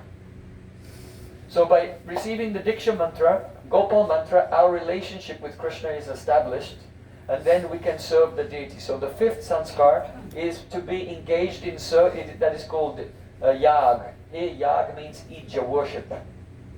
So to be situated in a regulated life, and serving the deity every day in a regulated life, that's the fifth samskar of Diksha. And these five together are the cause of Paramaikanti Hedava, the concentration, that the mind becomes steady. And with a steady mind, then we can avail ourselves of the experience of the mercy of the holy name. So in the Archan stage, you can see Krishna when you come in front of the deity. But when the mind becomes steady, then Hare Krishna. It is called the Shabda Archa. The deity is Archa Vigraha. But the holy name is the Shabda Archa, the sound deity. And we can have the darshan of the sound deity and gradually begin to serve the Shabda Archa. So, that's it. Can we continue a little bit? You have time? I don't know how long we go on. How much? Little bit more. Yes, sir. So, as you know, this is the 150th anniversary of the Srila Bhaktisiddhanta Thakur's appearance in this world. So during this year, for the whole year leading up to his birthday, we had a big celebration. So I remember coming here, about 6 months ago, and we had offered to Srila Prabhupada this Gaudiya Darshan, very beautiful lecture of Srila Bhaktisiddhanta Thakur and profound philosophy. But when just now this year his birthday came around, we had to give another birthday present to Srila Bhaktisiddhanta Thakur. So we published another book of the Qatar of Srila Bhaktisiddhanta Thakur that was never published before. It's called Vedic Wisdom Tales. And though this book was a very challenging philosophical book, this one is the opposite of that. This is 34 very simple stories. Even children can read the stories. And at the end of each story, Srila Bhaktisiddhanta Thakur gives some inner meaning, some special meaning that an ordinary person could not extract, but the pure devotees, they can see the different dimensions of the teaching in every story. So it's very beautiful. So I want to touch on some of the points that Srila Bhaktisiddhanta Saraswati Thakur makes from here, related to, now we're discussing the second chapter of Bhajan Rahasya. Srila Bhaktivinoda Thakur gives many verses of how our acharyas in the past were crying for the mercy of Sri Krishna. So in the Vedic wisdom tales, Srila Bhaktisiddhanta Saraswati Thakur, he gives the example of Dhruva Maharaj, and he's focusing on the lamentation, the repentance of Dhruva Maharaj, because he did very hard austerities. And after 6 months of intense austerity, giving up food, giving up water, giving up even breathing, giving up sleeping, he had the darshan of the Supreme Lord. And he offered prayers for the Supreme Lord. But after Lord Narayan disappeared, then Dhruva Maharaj was criticizing himself and lamenting. And this is the main point that Srila Bhaktisiddhanta Thakur stresses. That Dhruva was saying, how unfortunate I am. Even though I was present there at the lotus feet of Sri Hari, who can destroy all material existence, but still I desired perishable things. You know, he became the king for 35,000 years. And then after that, he went to the pole star. He didn't go outside of the coverings of the universe. And so, Dhruva Maharaj, he's criticizing himself and saying, I'm like a completely poor person who met with an emperor. And the emperor said, I'll give you anything what you want. And I said, oh, can you give me some pieces of rice? Huh? I was like that. Why, when I saw Sri Hari, when I saw Bhagavan, why didn't I, he wanted to give me Sevamrita. He wanted to give me the nectar of his service. But I didn't ask him. I was impelled by foolishness. And I rashly desired the objects of pride. So Srila Bhaktisiddhanta Saraswati Thakur, he puts his emphasis on, we know the story of Dhruva Maharaj, but what should we take? What are we asking the Lord for? What do we really want? We should, if we have attachments for worldly things, then one should criticize himself for that. In the history of Ajamil also, Srila Bhaktisiddhanta Saraswati Thakur puts a great emphasis on the lamentation of Ajamil. After he saw the 4 Vishnu Dutas glorifying the power of the holy name to the Yamadutas, and then they disappeared. Then afterwards, Ajamil, there are many verses in Srimad Bhagavatam when he's criticizing himself. Oh, what happened to me? I was living a Brahminical life, but I became bewildered. I spoiled my life, and I spoiled the reputation of my whole family by conceiving children in the womb of a low-class prostitute. And it's all because I had bodily identification. And then Ajamil makes vows. From today, I am making a vow that I will no longer identify with my body and mind. That I will act in such a way that my actions are not decided. I don't make decisions informed by the physical and the mental coverings of the self. I will not do that anymore. I am an eternal servant of the Supreme Lord, and I will act as if I am the eternal servant of the Supreme Lord. And I will relinquish all bodily conception of I and mine, and remain always in a purified consciousness by constantly chanting the holy names. So these are, everyone knows the story of Ajamil. But what we have to assimilate is his lamentation, his repentance, and his vow, his sankalpa, that I will not go in that direction again. I will not be dictated to by the material designations, but I will remain always going in the direction of pure service, and by chanting continuously the holy names. The story of Bharat Maharaj is here as well. Here, Srila Bhaktisiddhanta Thakur focuses on the lamentation of Bharat Maharaj, that he criticized himself. Alas, alas, I succeeded in coming to such a point in my life when I was thinking of the Lord at every moment. But even then I wasn't careful. And due to my carelessness, I became attached to a small baby deer. And I felt that I neglected my chanting, neglected my meditation, all devotional activities, because I became infatuated by something in this world. So then my sadhana, which had come to a good stage, gradually became slack. Slack. Right? You have to see in your life. Bharat Maharaj became attached to one deer. But how many deer do we have in our life? And these things are making our bhajan slack. Even, let's say, even our archan slack. Right? Our sadhana, our practice becomes slack. And it's only because of attachment. Not to one thing, 2 things, 3 things, 4 things, 5 things. It's very serious. So, this is Bhajan Rahasya. This is confidential knowledge. We cannot just imagine and speculate ourselves into the spiritual world. We have to go through these stages. In other words, our devotional practice cannot be just a ritual or a fashion. He is wearing tilak, I also wear tilak. He is singing and dancing, I also sing and dance. There has to be a corresponding internal evolution going on. And so, Srila Bhaktivinoda Thakur in Bhajan Rahasya has given the verses which express the emotions of the devotee as they're undergoing that internal, that corresponding internal evolution. So it's very, very beautiful. Very unprecedented Shastra. So today, so far, we have described the analysis of the first chapter, something of the second chapter, from the perspective of the Ajata Rati Sadak. The Sadak who has not attained bhav.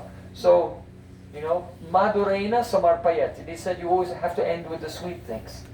So today I served out a very big dish full of Karela. But Karela is important. It purifies your blood and increases the digestion. Otherwise, if you have some sweets, if you have no digestion, you can get diabetes. So, but though my class today was so much Karela, bitter things, but it's necessary. I can tell the truth because you are not paying me. I am not working for anyone, I am only working for Guru and Krishna. So I can say what I want. If you don't like it, go. Huh? So, but my Gurudev always used to say, Madhurena Samarpayat. You have to end with the sweet things. So I just want to touch a little on what is the mood in this Pratanyam Sadhan of the Jatarati Sadak.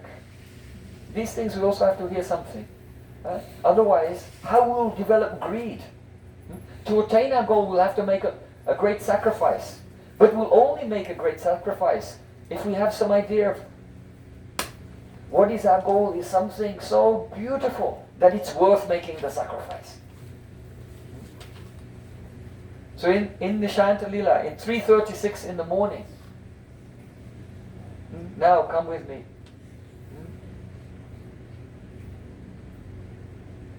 Jai Radha Madhava, Jai Kunja Bihari, Jai Radha Madhava, Jai Kunja Bihari, Jai Gopi Jan Vallabha, Jai Gopi Jan Vallabha.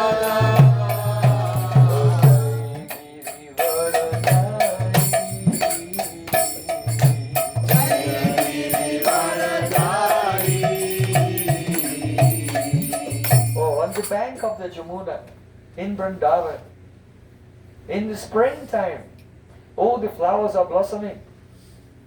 There's a very gentle breeze. The forest is filled with the fragrance of Beli, Chameli, Jui, Madhavi, Malsri, Bakula, even Amra Manjaris, the fresh buds of which are blossoming on the mango trees. There in the early morning, Radha and Krishna are asleep. They're sleeping, they're embracing each other and just sleeping peacefully. And all the Sakhis also have rested, and even the Manjaris, just outside the beautiful kunj of Radha Krishna, the Manjaris, they just fell asleep for a few minutes. And now this Nishanta is coming, the night is about to end. And at that time, those who are dasis, the maidservants of Srimati Radhika, then suddenly they open their eyes and sit up in anxiety, in great anxiety. Why? This is the first emotion of the morning, anxiety. Did I oversleep? Did I miss my service? Did Radha Krishna already wake up? And I was not there to serve them. So the first thing, as soon as the devotee opens his eyes, anxiety. Right? So then, the maidservants of the Radha and Krishna, they quickly get up. And the sadhak also, he thinks, oh, he's Guru Rupa Sakhi. He goes and wakes up also, Guru Rupa Sakhi. Don't go to Radha Krishna alone. And so then, that devotee, in his spiritual form, along with Guru in his spiritual form, they quickly get up and they go to see, did Radha Krishna wake up yet or not? Did we miss our service? And then they look through the lattice windows of the Nikunj, and there they see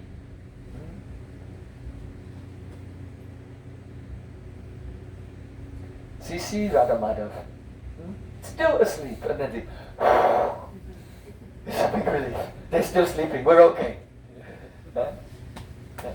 And inside that kunj, there are so many jewel deeps. But on one side, the jewel deeps are shining with the reflecting golden colors. And on the other side, the jewel deeps are reflecting the sham color. Because the light emanating from the bodies of Radha and Krishna is the sparkling in the jewels inside the kunj. Very beautiful vision at that time. So then, they think, oh, we have time. So then they begin to prepare some sandalwood paste, some agur, prepare some tambu, bring chamar, and the various things. And then, now the night is ending, and first the breeze blows. And when the breeze blows, then the bumblebees will also sleep. First the bees wake up. And then the bees begin to hum. And the humming of the bees wakes up Brinda Devi. And then Brinda Devi, she wakes up, and then she tells the birds, oh, now you should begin to sing. She tells first the cockerel, oh, you should call, because in the early morning before the sun rises, then the cockerel, she tells the cockerel to call. And then Radhika, she was sleeping, but she hears the cockerel calling. And she said, oh, go in hell. And then there was silence. And then she thought, oh, he went to hell. So now morning has been cancelled, I'll stay here. Because how can the sun rise if the cock does not crow? Really, actually, she's not giving a curse. Radhika is full of love. Why she will give a curse? She loves every bird and every bumblebee of the whole of Brajbanda. But she speaks like that, but out of love. Just like sometimes, if there's a mother and they see the child, and the child is doing something dangerous, then the mother will say, yes, go and kill yourself. It means the opposite. It doesn't mean kill yourself. It's only spoken out of love. So Radhika, she's speaking out of love, but it's an expression that she doesn't want to be separated from Sri Krishna. So then at that time, the Brinda Devi tells the other birds to sing. The peacocks sing, the cuckoo birds sing, and the pigeons, and they all begin to sing, and the sound is so beautiful. And gradually, Radha and Krishna, they become to open their eyes and get up, and they stretch. And Krishna looks like a bow made of sapphires, and Radhika looks like a golden bow made of golden champak flowers, and they stretch and yawn. And when they yawn, then the light shines from their teeth, and it's as if their teeth are offering arti to each other's faces. The light from their teeth is illuminating each other's faces, and as if offering arti. And the maidservants outside and watching this beautiful waking up of Radha and Krishna. So then Brinda Devi tells the parrots to sing, and the parrots fly to the Kunj and begin to glorify Krishna. Oh Krishna, you are the ocean of rasa, you are the ocean of all loving pastimes. But now, this night is called Kshanada. The Sanskrit word for night is Ratri, but there's another word for night, Kshanada. So Kshanada, Shan can mean a moment, and Da means one who gives. But this night only gives a moment of happiness, because now the night is over. Or it can be Kshanada. Kshan means a festival of joy, and Da can come from Doda, to cut. So this night is one who cuts your happiness, because now it quickly came to an end. So in this way, the parrots are gently reminding Radha Krishna, it's time to return. Now you'll have to return to your village, because there will be a scandal.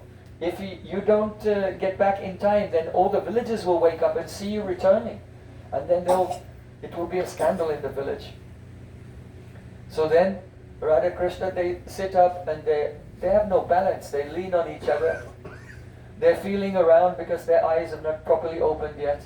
And they're feeling around trying to find Krishna's looking for his pitambar. But by accident, he takes Radhika on his blue cloth. Radharani is feeling around for her blue cloth, by accident takes Krishna's pitambar.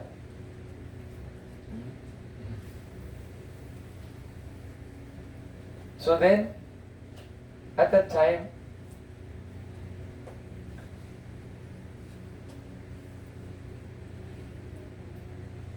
the maidservants enter into the kunj, and they take the deeps. So just like in Mangalati we come with the deeps and offer to Radha Krishna, they take the deeps, the lamps, and they're looking to see, that the cosmetics of Krishna, is a agur, is a kasturi, is on the body of Radhika, and the kumkum from Radhika and lipstick and eyeliner is on the body of Krishna, and they see where it is, and then they take a cloth and some water and they gradually wipe it all away. Okay, so in Mangalati we first offer deeps, and then we give some water, and then we take a handkerchief, like this. So in Ragamarg, the devotees are remembering how this beautiful service of preparing Radharani and Krishna to return to their homes is going on. And also, the maidservants of Radhika, they show her a mirror. And when Radharani sees the reflection in the mirror and sees the marks of her playing with Krishna, then she's so satisfied. Why? Because previously, before she set out, she saw her beauty in the mirror, but this beauty had not been enjoyed and tasted by Krishna. But now she sees all the beauty has been relished by Krishna, so she feels very satisfied by that. So then Radharani tells Krishna, oh, my hair is disheveled, you should fix my hair. There's no altar on my feet, you should return the altar like this. And then Krishna is very happily serving Radhika, combing her hair and decorating her. But before Krishna can finish everything, the time is running out. So Brinda thinks this is an emergency. I have to get them to leave the kunj. So then Brinda tells one old monkey, Kakati, to say, oh, now the sun will rise, and the rays of the sun. So one meaning, the sun is rising like an ascetic, like a female ascetic who has jata, matted locks of hair. So just as the sun rises with rays, it's like an ascetic lady with matted locks of hair. So the monkey is saying this poetry, but the word for the matted locks of hair of the ascetic of the rising sun is Jutila. So when Radha and Krishna hear the word Jutila, then they became afraid, and everything they're doing, they drop and quickly get up, and they come out from the kunj. When they come out from the kunj, then the maidservants of Radhika, some of them, they quickly go inside and they're looking for what? Because Radhika's necklaces have been broken and scattered here and there, the jewels are here and there. So they go and they pick up the jewels and collect them so they can restring the necklaces of Srimati Radhika. And they're also looking for, there are some places where there's the chewed tambol of Radha Krishna and they take their remnants. Or there may be a cup with some remnant of the honey wine that Radha and Krishna were drinking as well. So in this way, they collect the different types of Mahaprasad from the kunj and they share it with their Sakhis. Very, very beautiful pastimes. So then, it's time for Radha Krishna, they start to leave and head towards their home. So as they're walking, then they have so many emotions. On the one hand, Radha Krishna feels fear. They think, what if someone will see us? On the other hand, they feel attachment for each other. So their attachment for each other is making them walk with their arm around each other. And their fear is trying to separate them. So these two emotions, they're pulling with each other. And when Krishna puts his arm on the shoulder of Radhika, and Radhika puts her arm on the shoulder of Sri Krishna, then they look like a beautiful rain cloud decorated with a flash of lightning. So as they go through the forest, when the peacocks in the forest see them, you know what peacocks do when they see a cloud with lightning? They spread their tails and they begin to dance. So as Radha Krishna are going through the forest, then the peacocks have this illusion that it's a cloud and lightning. And the peacocks spread their tails and tremble and call, "Peacock, peacock, woo!" Like this.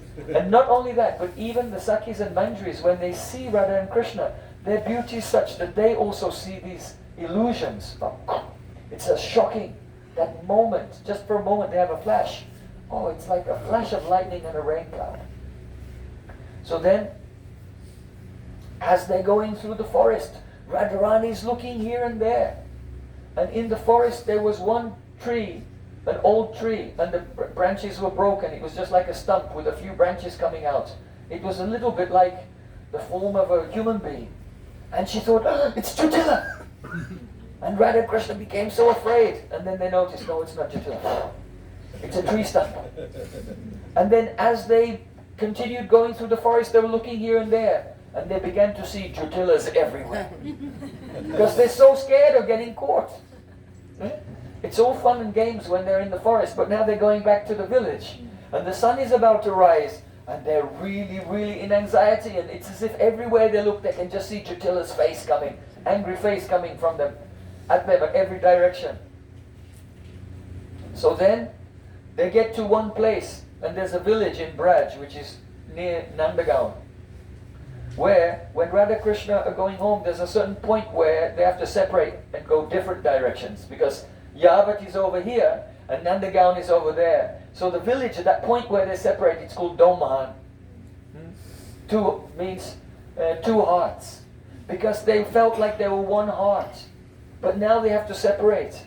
So then when they go, Radhika takes Krishna's heart with her and Krishna takes Radhika's heart with him, like this, Domahan. So at that last moment, when they come to the point where the two have to separate, they look at each other for one last time of that morning. And when Radha Krishna look at each other, that last glance, it's so pathetic. And all the Manjaris are watching and they all start to cry.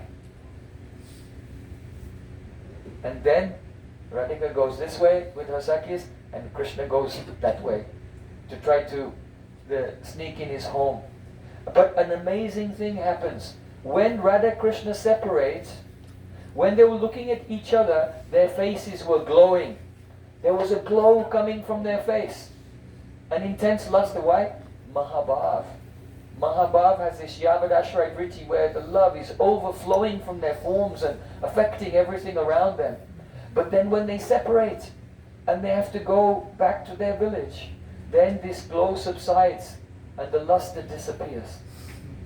And then it becomes the beauty of Krishna and the beauty of Radha that everyone else sees.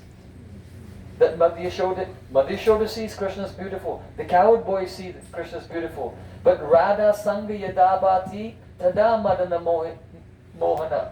Krishna's only Madan Mohan when he's with Radhika. In other words, when he comes to Radhika, then because Radhika has Mahabhav and Krishna, he reciprocates. So then Krishna only comes into the state of Mahabhav when he meets privately with Radhika. And so then both of them become effulgent, but when they separate, then their lust disappears. So they're still beautiful, of course, but not that beauty which those in Madhurya Rasa can relish in the liquid. So like this, and on the one side, Krishna's going home to Nandagaon, and Radhika is just now approaching the mother-in-law's house, Jyotila Haveli, in Yavat. And as Radhika is approaching, at that time, she speaks to Lalita Sakhi. And she says to Lalita Sakhi, "What are you doing? Oh Lalite, what are you doing? You brought me out of my home in the evening with the promise that I would meet with Sri Krishna. And now you're bringing me back here. Why did you build up my hopes for no reason?" In other words, when Mahabhav comes, it obliterates all memory of everything else. It's like going into samadhi, into a trance. And Radha Krishna only remember each other, they cannot remember anything else. And now the Mahabhav has subsided, and Radhika has come in the stage of Anurag. Then it's as if Lalita brought out of the house the previous night. "Oh Radhika, come with me to meet with Krishna." And she's just experiencing that I came out of the house with Lalita, and she took me in a circle and brought me back, and she never took me to meet him. Can you imagine? This is called Anurag. Intense Anurag is such that Krishna is newer and newer at every moment. And even though Radhika may experience the happiness of meeting with Krishna, the next moment she forgets and feels as if she'd never seen him. That's why the village in Navadvip where Radha Kund is called Kobla. Kobla comes from the Sanskrit Kobala. Who's that boy? After meeting with Krishna, when Radhika's leaving, she turns around and asks Lalita, "Kobala, who's that boy?" He said, "What are you talking about? I brought you to him. For the whole night you were sitting in his lap." But I know, who is he? This is the intensity of Anurag. So Radhika begins to criticize Lalita. "You brought me out and you brought me around and you brought me back. Why did you make my hopes become so high?"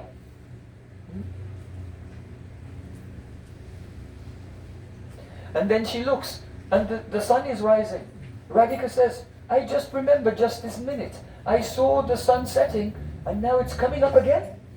What happened to the night? Was there no night today? Did the sun just go down and come straight up? Was the night cancelled?" This is the Anurag. And then Radhika, she sneaks, she comes to the threshold of the house of Jyotila, and she has the highest anxiety. The anxiety has come to the highest point. Will I be seen? Will I be seen? And she manages to get to her room and get in bed and lie down. And then, and she feels like, "Oh, no one saw me. No one saw me leaving." And she feels some satisfaction from that. And on the other side, Krishna, now he's doing the last leg of the journey back to his home. And he looks behind and he's seeing Jyotila and Kutila behind him. He looks in front and he's seeing his uncles and the elderly persons of his village, Abhinand and Upananda. They're not there, but out of fear he's seeing them. He looks to one side and he sees Padma and Shaibya, because he's afraid that the friends, the Sakhis of Chandravali, if the Sakhis of Chandravali will see him, then they'll become very upset and they'll give pain to Chandravali. So just as before he was seeing Jyotila everywhere, now Krishna's seeing Jyotila, he's seeing Kutila, he's seeing his own relatives, he's seeing the Sakhis of Chandravali. So his anxiety is very high. And then he comes to the entrance of the Nanda Bhavan, and quickly he goes to his room, and then he shuts the door and he lies down and goes to sleep. "Oh, unfortunate, we were not caught yet. We took a big risk, but we were not discovered." And then Krishna goes to sleep. This is the Nishayanta Lila, the first yam of the Bhajan Rahasya. Today also we discuss something of the second yam according to the perspective of the Ajatarati Sadak. But we've run out of time now. Tomorrow we'll tell something about the Jatarati Sadak, and we'll try to, tomorrow and the next day, if we can complete another 2 chapters and then another 2 chapters, 6 chapters, just the overview of those chapters, then I think that the visit to this holy place will be successful. Bhai Vrindavan Bihari Lal ki jai, Radha Saniwali ki jai, Jai Jai Sri Radhe Shyam. Gaur Premanande.